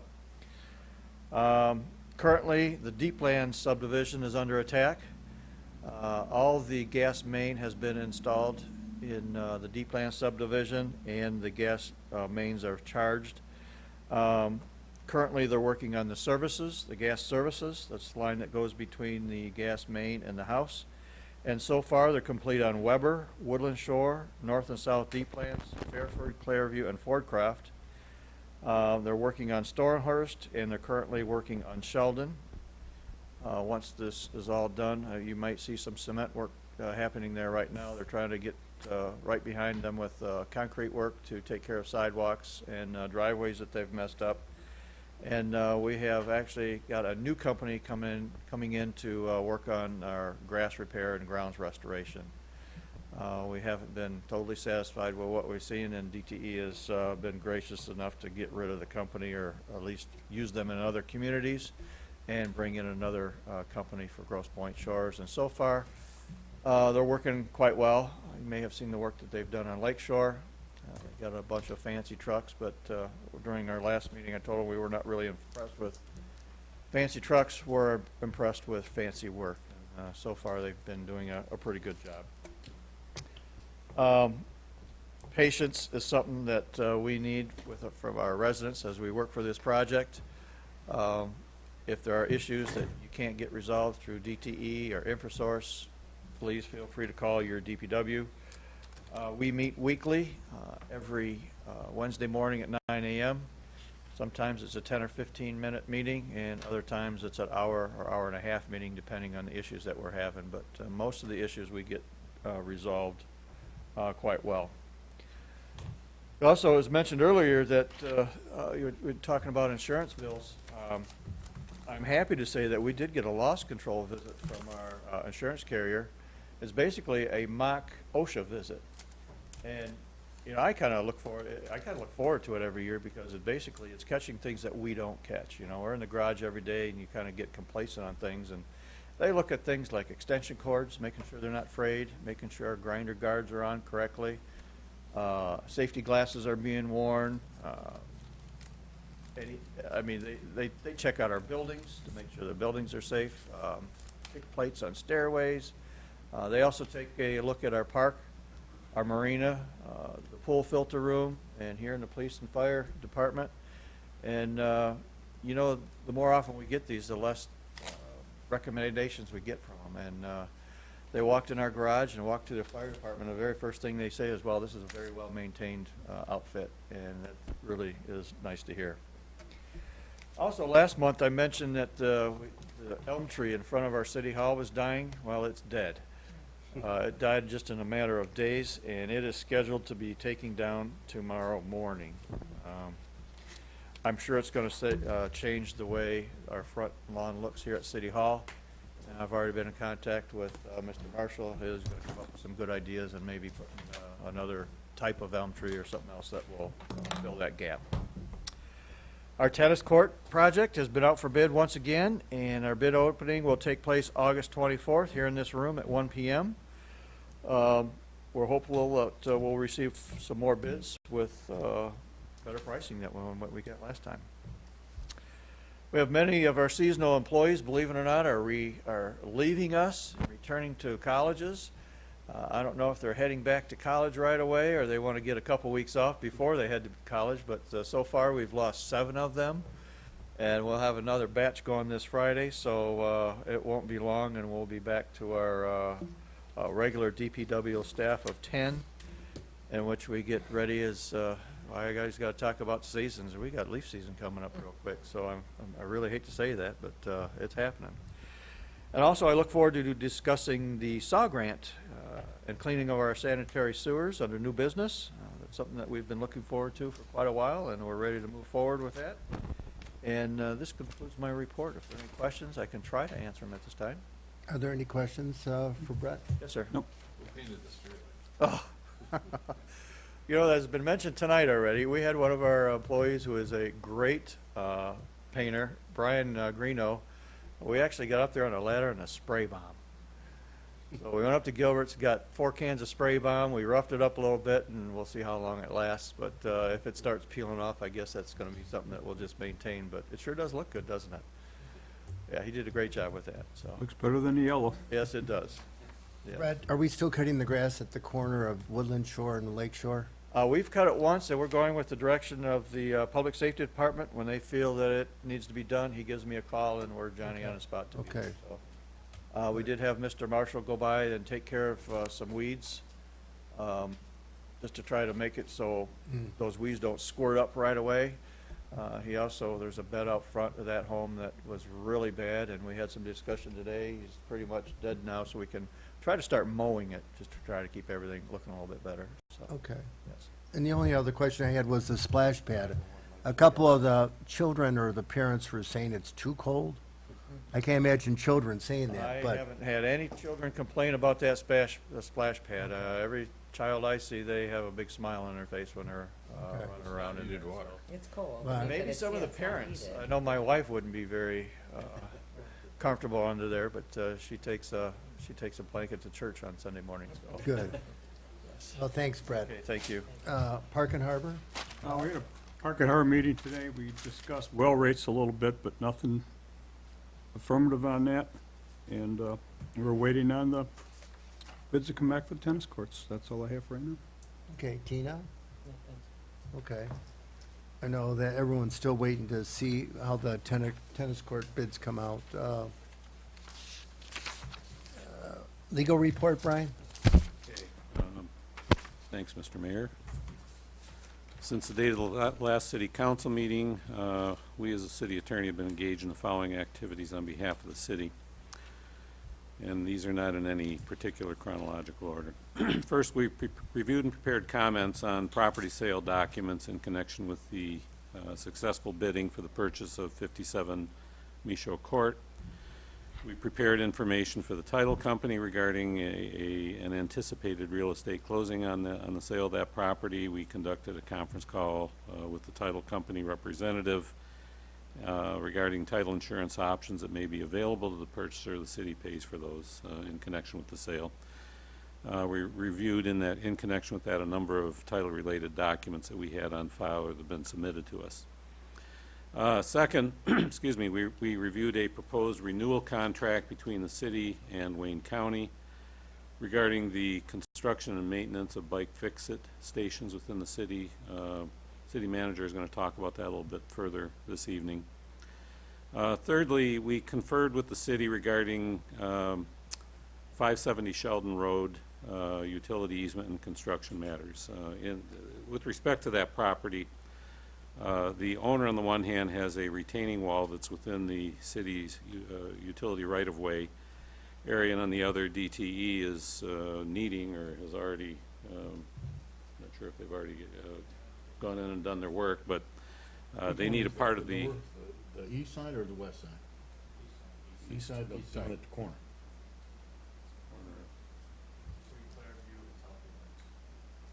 Right, it's sitting back in that corner back there. Okay. Right? In the street that butts into it is, which one? Stonehurst, yeah. In any event, we reviewed title materials that have been submitted by the property owner. We conferred on several occasions by phone and mail with counsel for the property owner. We conducted a review of road construction standards both within the city and within Wayne County as relates to the retaining wall and the utility right-of-ways that were established when the subdivision was originally approved. We looked at subdivision plans that had been submitted by the original developer when the subdivision was proposed back in 1962, and this was all with a view toward either approving or not this retaining wall sitting in the middle of the city's utility right-of-way, And again, along came DTE and said, well, we need a portion of it anyway, so that's kind of where we're at on that. We consulted with the city regarding the applicability of Michigan Public Act 33 of 1951 to city-provided police and fire protection services.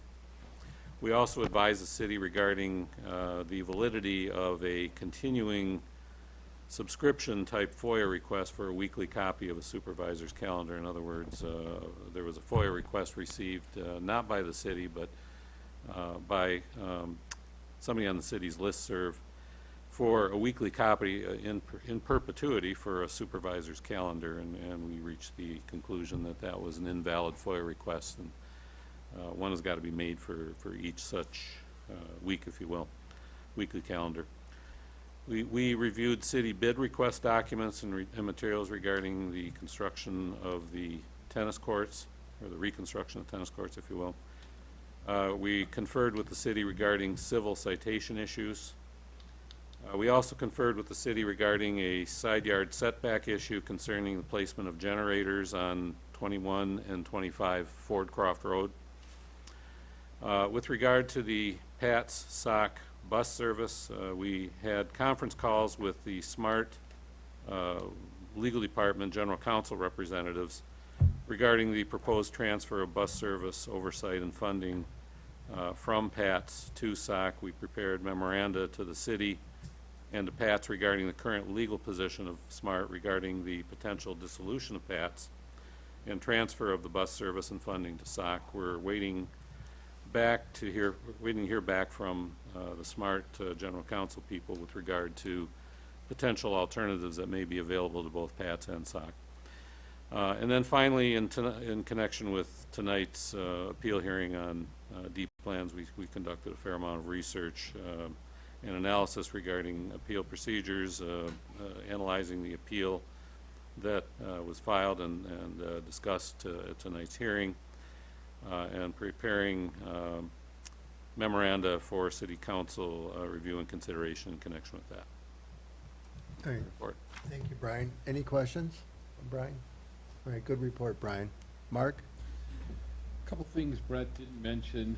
I think we talked about this before, but we've had to agree we retain HRC to assist us with our, what's the water study thing called?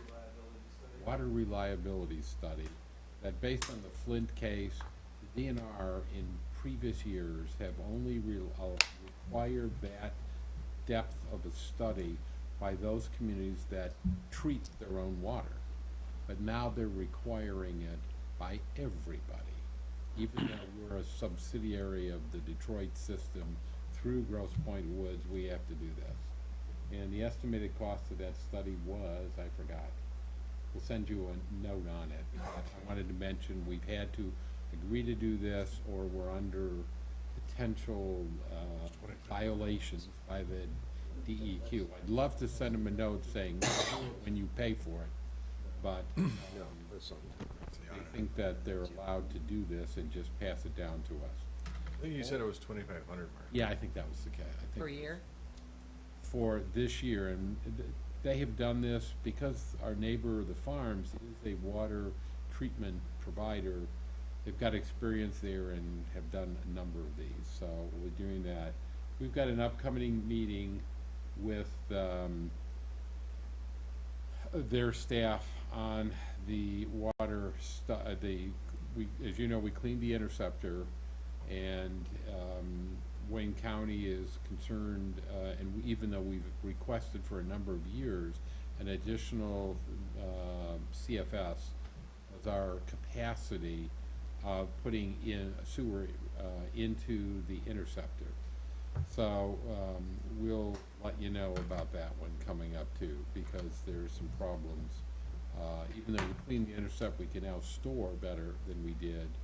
Under certain rain conditions, which seem to have more of the 30-plus year drainage storms, we have a problem with how long we can retain it and stuff. We had to go through with the new pumps that were put in and how we regulated those, at what point they come on, but some of that's already been done. We're asking council this evening to appoint, if they would so wish, a delegate to attend the Michigan Municipal Annual Convention. Does take council action so that someone from the city would attend and vote on the various issues. There's all kinds of programs. This year, the conference is in Holland from September 13th through 15th. So if we could twist someone's arm to attend, or even, you know, we have funds available to cover the costs. So, would love to, someone, and that someone, it hopefully would be a council person, rather than a staff person. We have any volunteers? Well, I can go on Thursday. I can't do it on Wednesday because I'm in DC. Okay. But the things that I think are of interest to us are on Thursday. Oh, is it? The Okay. sessions. Okay. There's short 1 hour, I got all the stuff right here. 1 hour and 15-minute sessions, very short sessions, but a lot of discussion after. Well, then, why don't you go then and represent anybody? Have any, I see Bruce is anxious to go to Holland. If council would so do so by a motion to name Councilmember Brett as our delegate for the conference, they require that each year, and he'll Okay. be able to vote at the Okay. business So meeting move. and stuff. Is there a motion? Okay. Just a question on that. Bob and I were talking a little bit beforehand. Can there be an alternate? Yes. 'Cause I might be able to cover one day. That would be wonderful. Yeah. Yeah, I'd like Bob to attend the legal portion that deal with some of the issues affecting municipalities. You- Okay. So put that in the form of a motion. We'd have a delegate and alternate. That would be wonderful. We'll take care of registration. Remember. So Who the, will the delegate be to specifically for the minutes? It's, would be the voting delegate for the Michigan Municipal League Annual Conference. And the same with the alternate. And we'll make, tell us the dates and times, and Lori will make sure that proper registrations I can let you read this after, Bruce. it's 5 pages long. Yeah.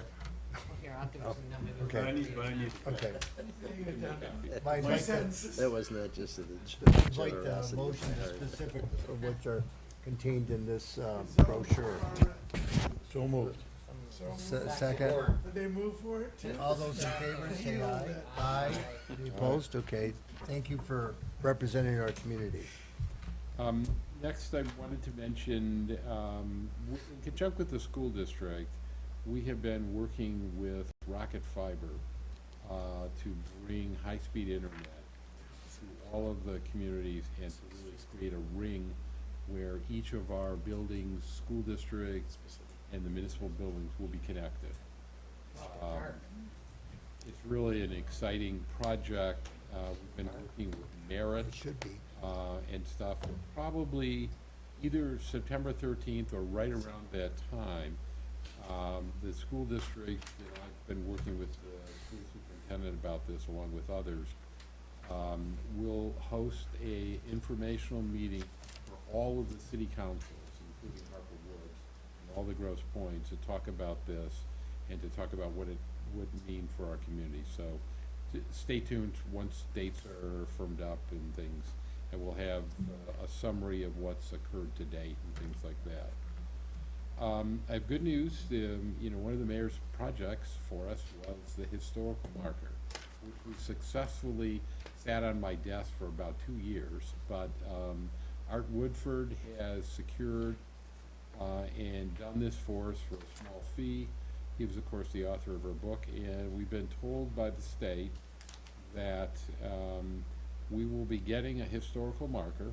They're working on the wording of it as we speak, and of course, nothing from the state comes free. So our fee to order a wonderful historical marker is like $3,900. So, and it will have information about the village and subsequent city of Grosse Pointe Shores on front and back side, and we'll pick a location probably right in front of the project. That's one of the large signs that's like 4 or 5 feet tall Yeah. and by 3 feet. Okay. Neat project that we have going, on August 21st, next Monday, is early in the afternoon. We have Wally's Frozen Custard, and we have, we believe, pretty well certified viewing glasses for the solar eclipse. So please come around 1:30, 2 o'clock. I think at 2:27 is the actual time. We'll only see a partial eclipse, but we have, we believe, a number of, it should be a fun day. And the school manager, Kay Drake, has gotten a lot of calls about this, putting it on, so please come and enjoy. Also, next week, Wednesday, Yulia Harris, who has been our intern for the summer, has really done a wonderful job, and has assisted us in maybe assisting Tommy with social media issues even after she leaves us, goes back to school, and works at Wayne.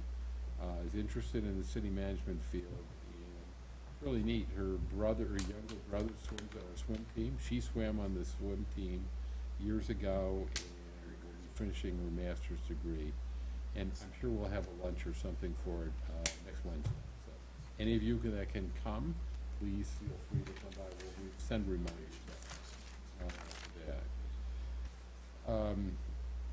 I mentioned earlier, we're getting about $84,000 back as a rebate for insurance purposes. One year, a few years ago, we actually got a rebate more than we paid, which was a pretty neat deal. It would have been higher this year, as I said, they're purchasing and setting up a, on the pool, one more layer of insurance that we can self-insure ourselves.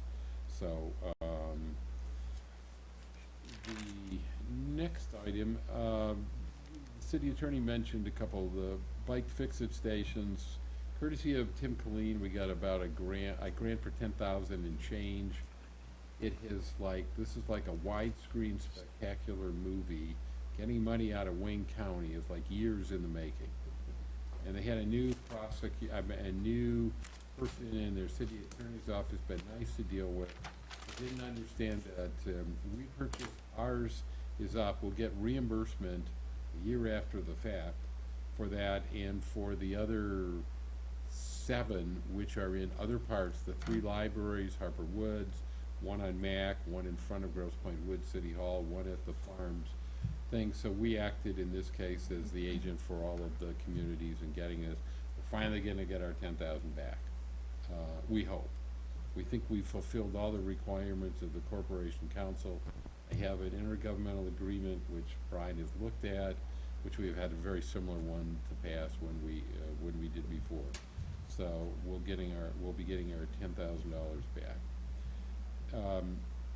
In conjunction with the city of Harper Woods and all of the other Grosse Pointes, we will bring to council sometime in the near future agreement that would allow Harper Woods to act and do housing rehab for all the communities. And Wayne County had, as part of their CDBG program, they've asked to, anytime we can consolidate and have one city do this for all of us, it's going to be to our advantage, and there's a potential of getting some more funds that way too. So we'll bring you the agreement that's already in place between Harper Woods and Grosse Pointe Woods, and Harper Woods and Grosse Pointe Farms. And I've got a draft. I think we've sent it to Brian to review, so we'll bring that up in the future. One of the requirements, again, of the state, was a requirement that we had to do a study of all of our buildings for ADA compliance. I'd rather fix things than study them, but in this case, Lucky Vitelli Architects has done this for us.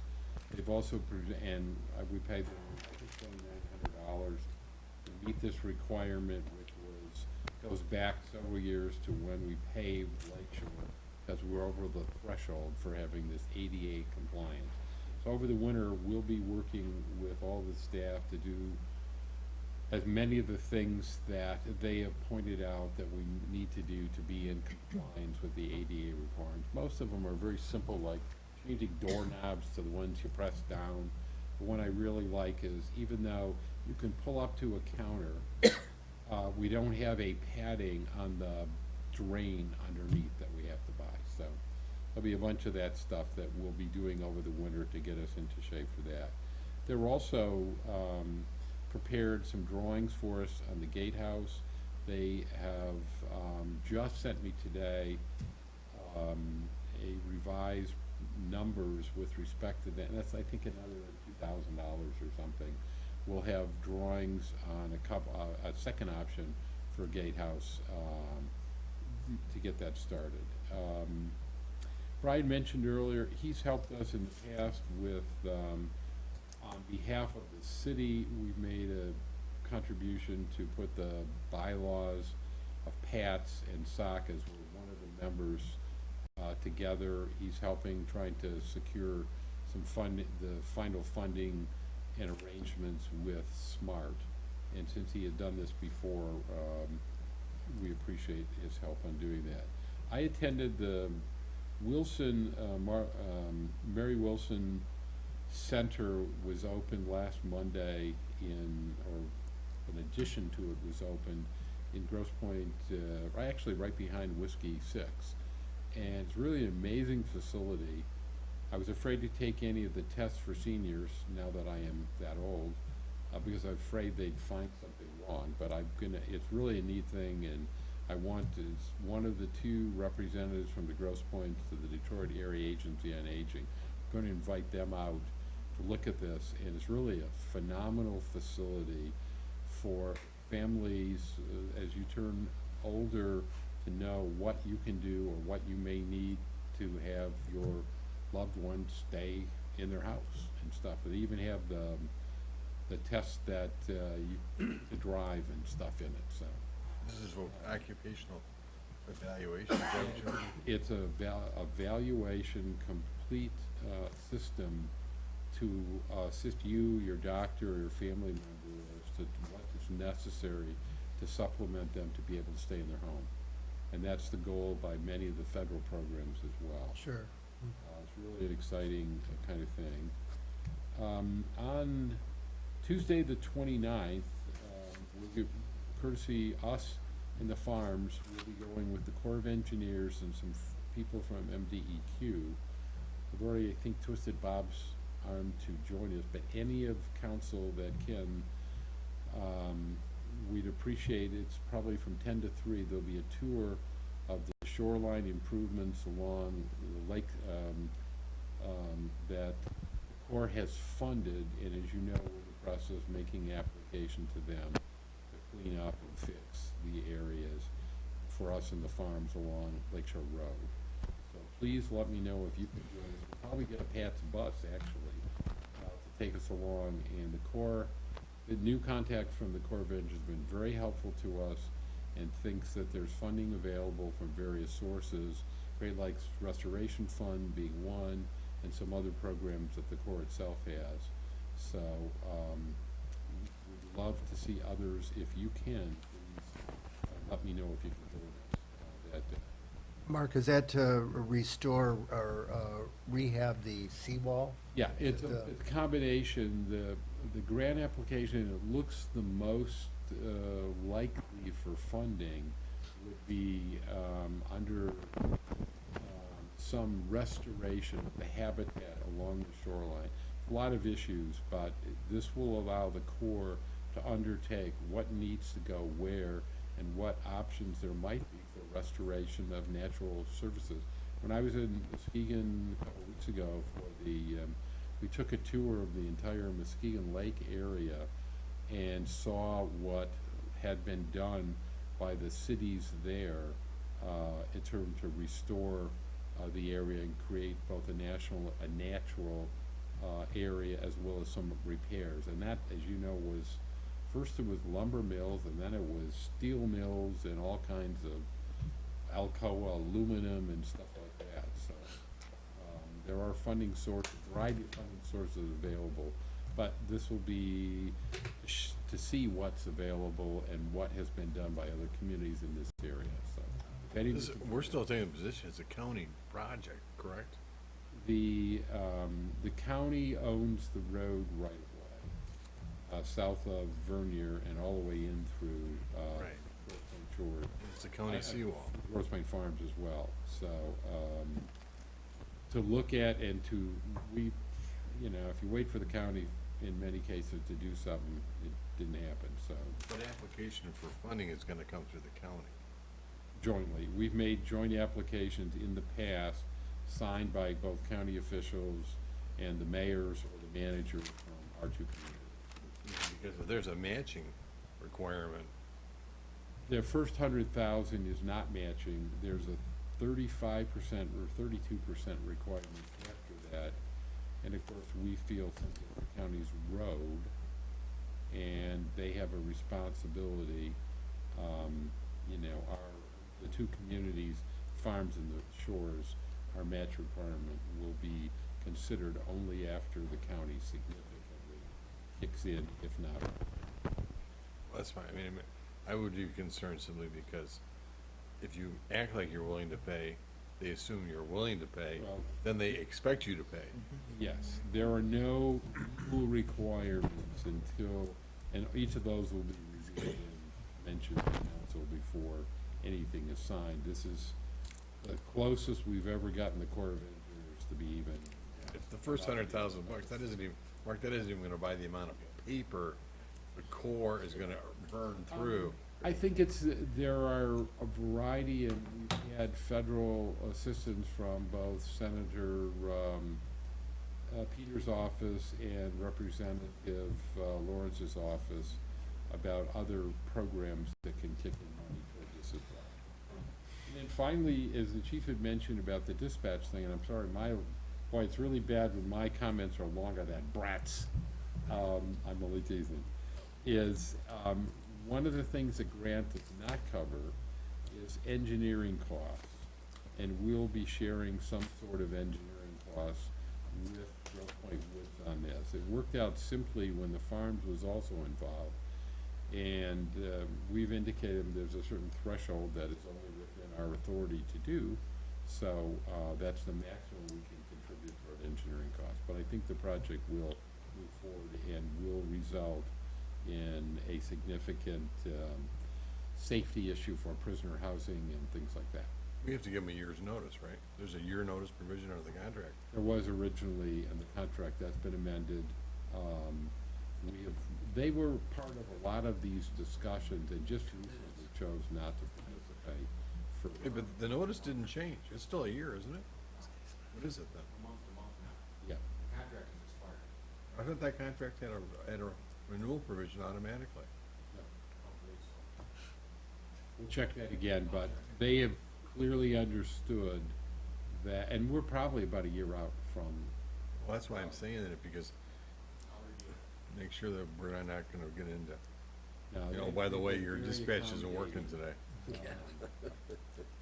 That's it for me. Sorry it took so long. The one thing I would wanna caution you, chief, about that is the hell we went through when this dispatch changed from this building to the consolidated thing at the farms, resulting in, you know, we didn't have anybody at City Hall, we had to staff the building afterwards and all that, and the confusion, and we had to get them to answer the phone, remember that, Ted? With this, you know, all the residents. So if we're gonna do this again, we better have a plan that is presented, documented, tested, retested, because I don't want any phone calls. I don't want any concerns, and you know it as well. We've learned a ton from the previous contract, which was not beneficial to Shores at all. Not just the contract, the operation No, of you're right. mechanics. We've worked through a lot of issues. I know, we finally got a nice workable system, but I'm saying, you're gonna start with a new crew of people, you're gonna have a lot of input into hiring them. You're gonna have an expectation about how their conduct is. But for, you know, just please, make sure they know how to answer the phone, who would answer the phone, what the protocols are, what the phone tree, all those things that we stumbling, because we just can't come to office, and I mean, we got beat. You got beat too, well, you inherited that mess, that was your first, you know, and we're slow learners, but we're not impossible learners. You're absolutely correct. That's why the contract that's been worked out provides a lot more input. It should result in approximately the same cost. Because their improvements are part of a significant grant that they received. Okay. Mark, do we still have 3 residents that receive Meals on Wheels? Is that? Yes. That's the case? And there's Okay. a couple more on the waiting list, too, Okay. that are Grosse Pointe Shores residents. Okay, good. Next item is new business 10B, the SAW grant. Brett? Good evening. Well, I believe you have before you a letter from AEW recommending the forward motion of awarding Pipe Tech Infrastructure Services for $192,925 to proceed with our SAW grant and our sanitary sewer investigation. This is a portion of a total project of $609,800. Some of the work that is already done, we just finished our paperwork today when we had cleaned and televised our interceptor last year. That is funds that were going to be reimbursable, and this will be reimbursable as well with a 10% local match. We've talked about this for a long time. I don't think there's any surprises here, and I would ask for your permission to move. I was surprised by the bidding, though. It went from 192 to 475, and Yes, we had one bidder in there who had never bid a project like that, and it was kind of funny. It was actually a subsidiary of InfraSource, and they thought that they had some new Vector trucks that they'll try to get in the ball game, and he actually giggled when the bids were spoke out, because he said, wow, that was my first time of hearing that. He wasn't even in the ballpark, but I'm sure he'll be sharpening his pencil if they decide to get into the business, but that's who that was, yes. Who did the Jefferson Lakeshore, the contract?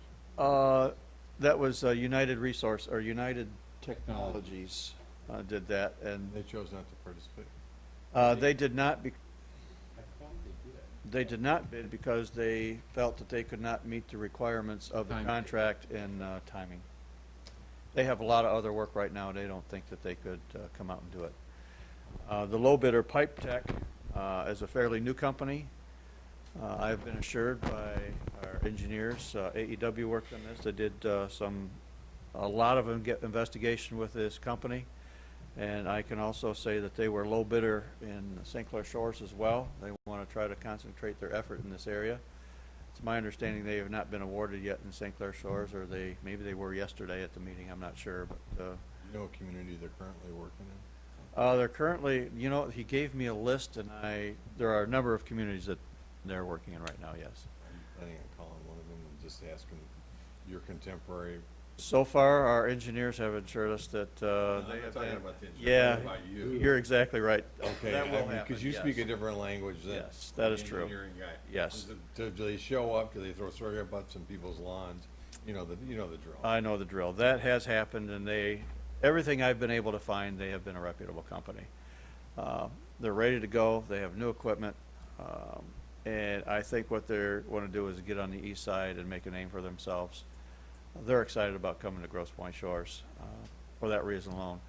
And their prices, you had mentioned the prices before, we're within 20 cents a foot on communities that are 15 times the size of Grosse Pointe Shores.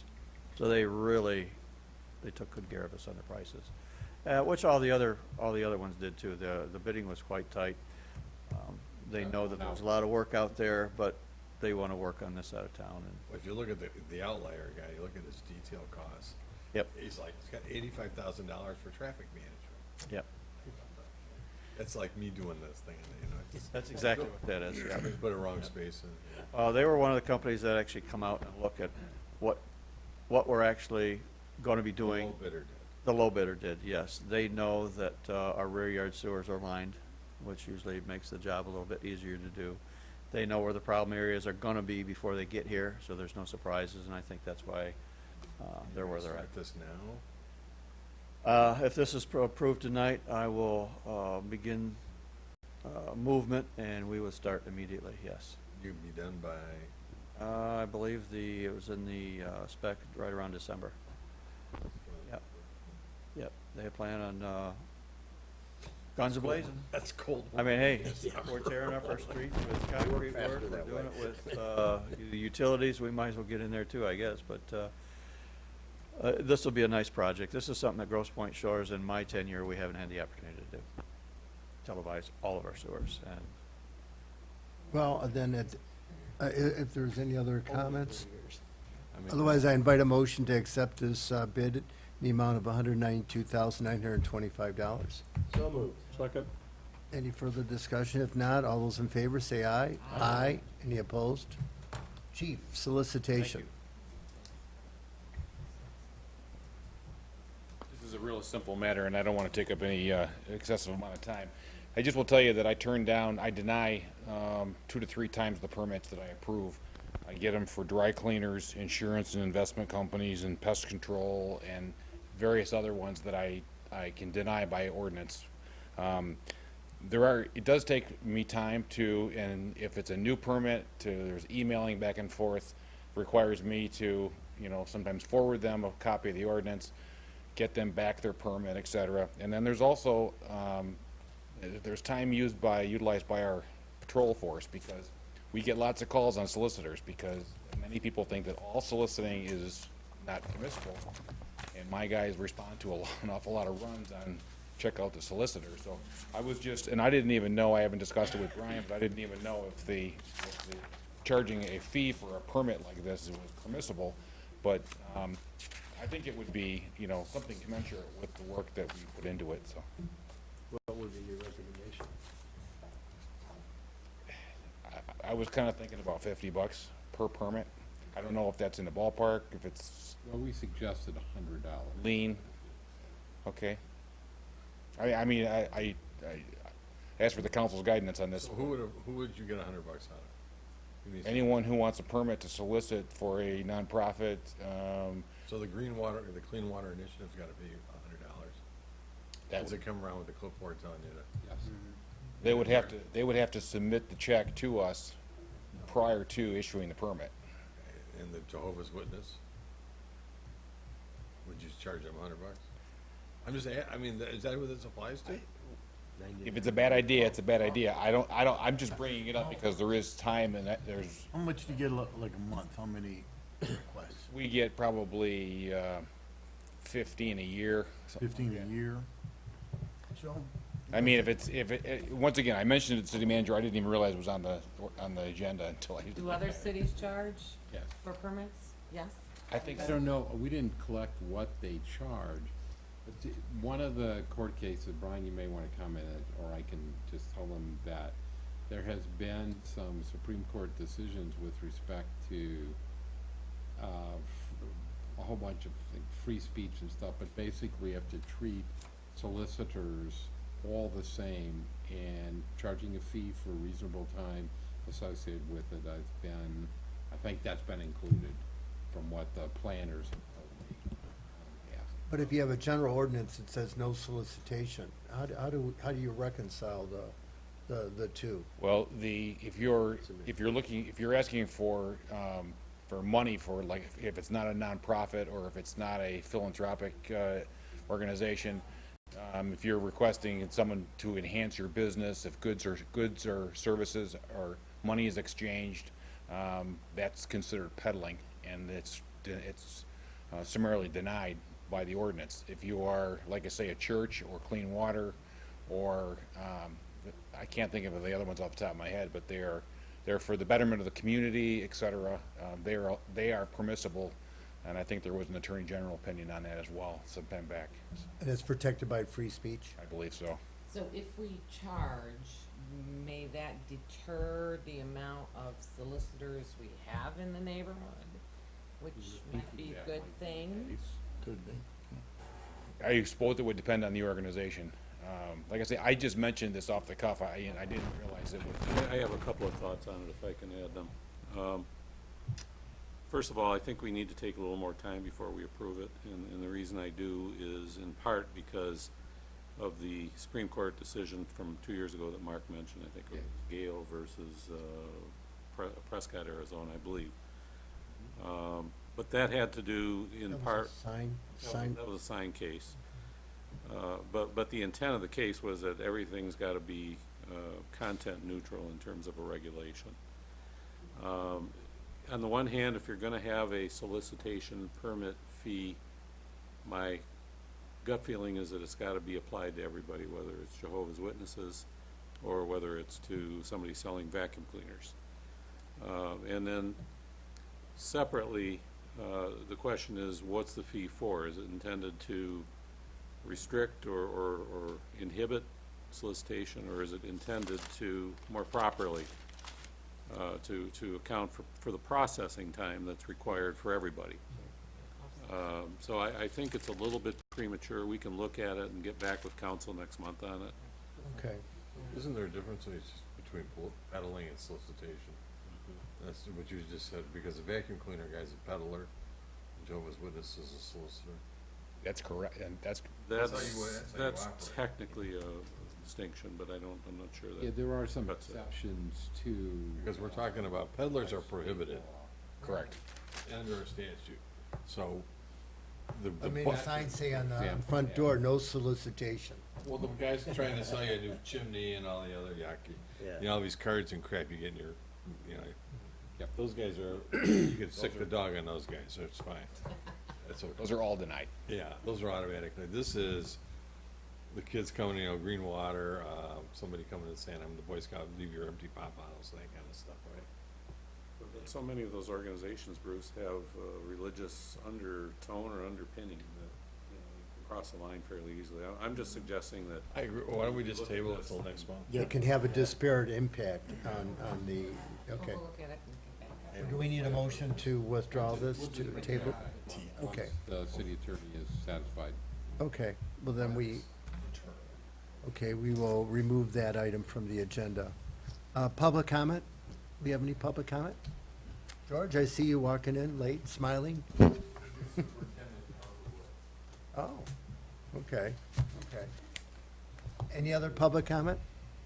If not, council comments, Bob? Yeah, well, I have two, but I'll just do one. Britt Marshall and I were out looking, Brett Smith and I were out looking along the seawall. And from springtime until now, there's further deterioration in the wall. I mean, it's getting worse. The water's higher now, so the water is actually washing, starting to wash things out. So I think the tour on the 29th, hopefully the the Corps of Engineers will do something quickly. If not, there's places that should not even be used to walk down. No, it's an attractive nuisance. Getting really pretty bad. We were looking at the seascapes, but I'll talk about that next month. So, that's all. Okay, thanks, Bob. Tina? I just want to say to the Grosse Pointe Woods Shores Little League Baseball team, good luck. We are, we're rooting for them and watching, and it's very exciting and very proud that our name is part of such a fine group of players and coaches, and we just wish them all the luck. I think that's the 5th time they've been there. Yeah, thanks, Tina. Bruce? I'm all set. Thanks. Bob? I'm all set. Doug? Good. I have a few comments. The swim team season is over. We had some very impressive races in the finals, and our swim team did very well. At our last dual meet, we narrowly edged Grosse Pointe City by a score of 350 to 328. They may seem like a lot, but it came down to the last two relays in Grosse Pointe Shores, on the last two events. 61 events, and it comes down to the last two races. So that's the difference between winning and not, and losing.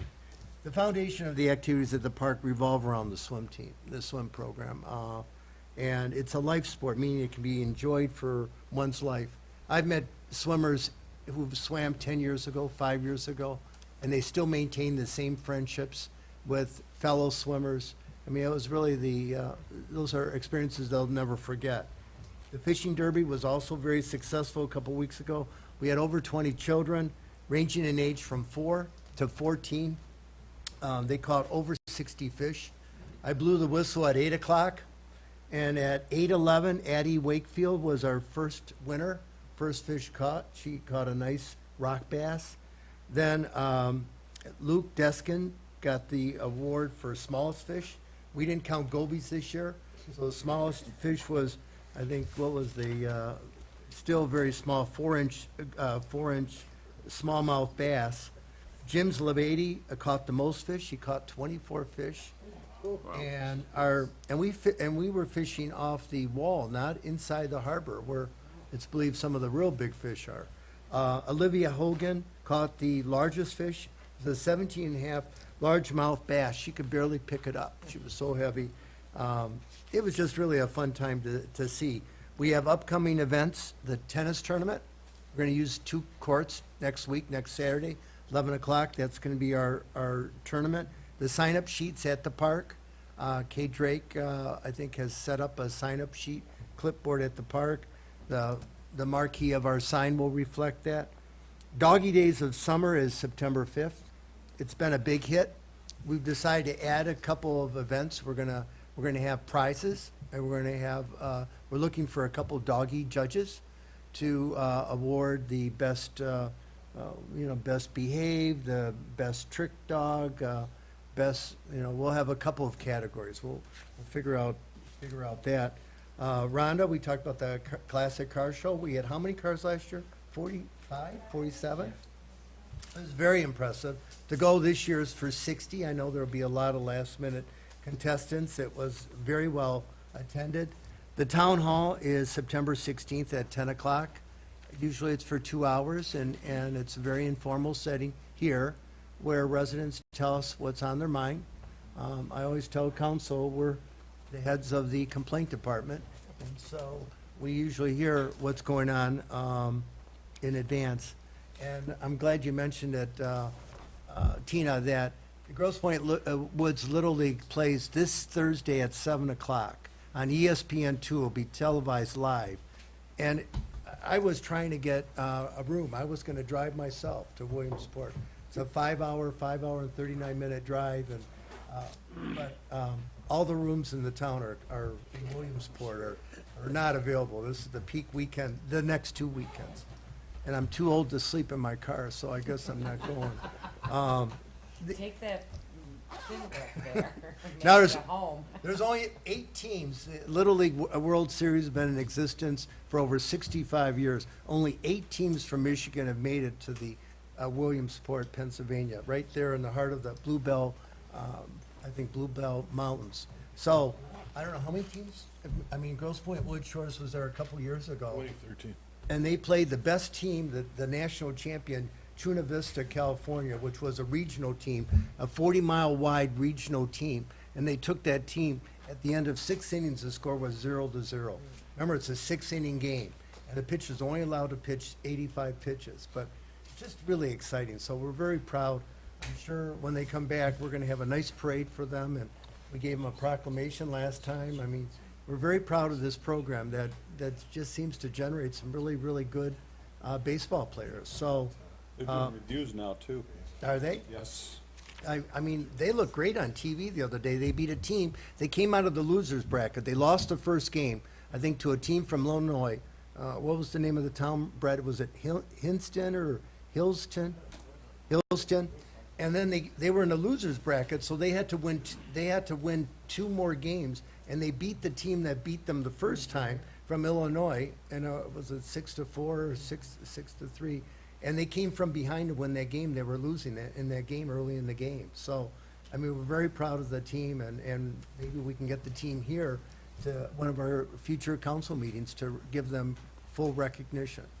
Well, the next Win meeting. the Great Lakes region is a real feat. Oh, a real feat, because of very, very strong teams. Again, you think of 65 years, and only 8 teams from Michigan have ever made it.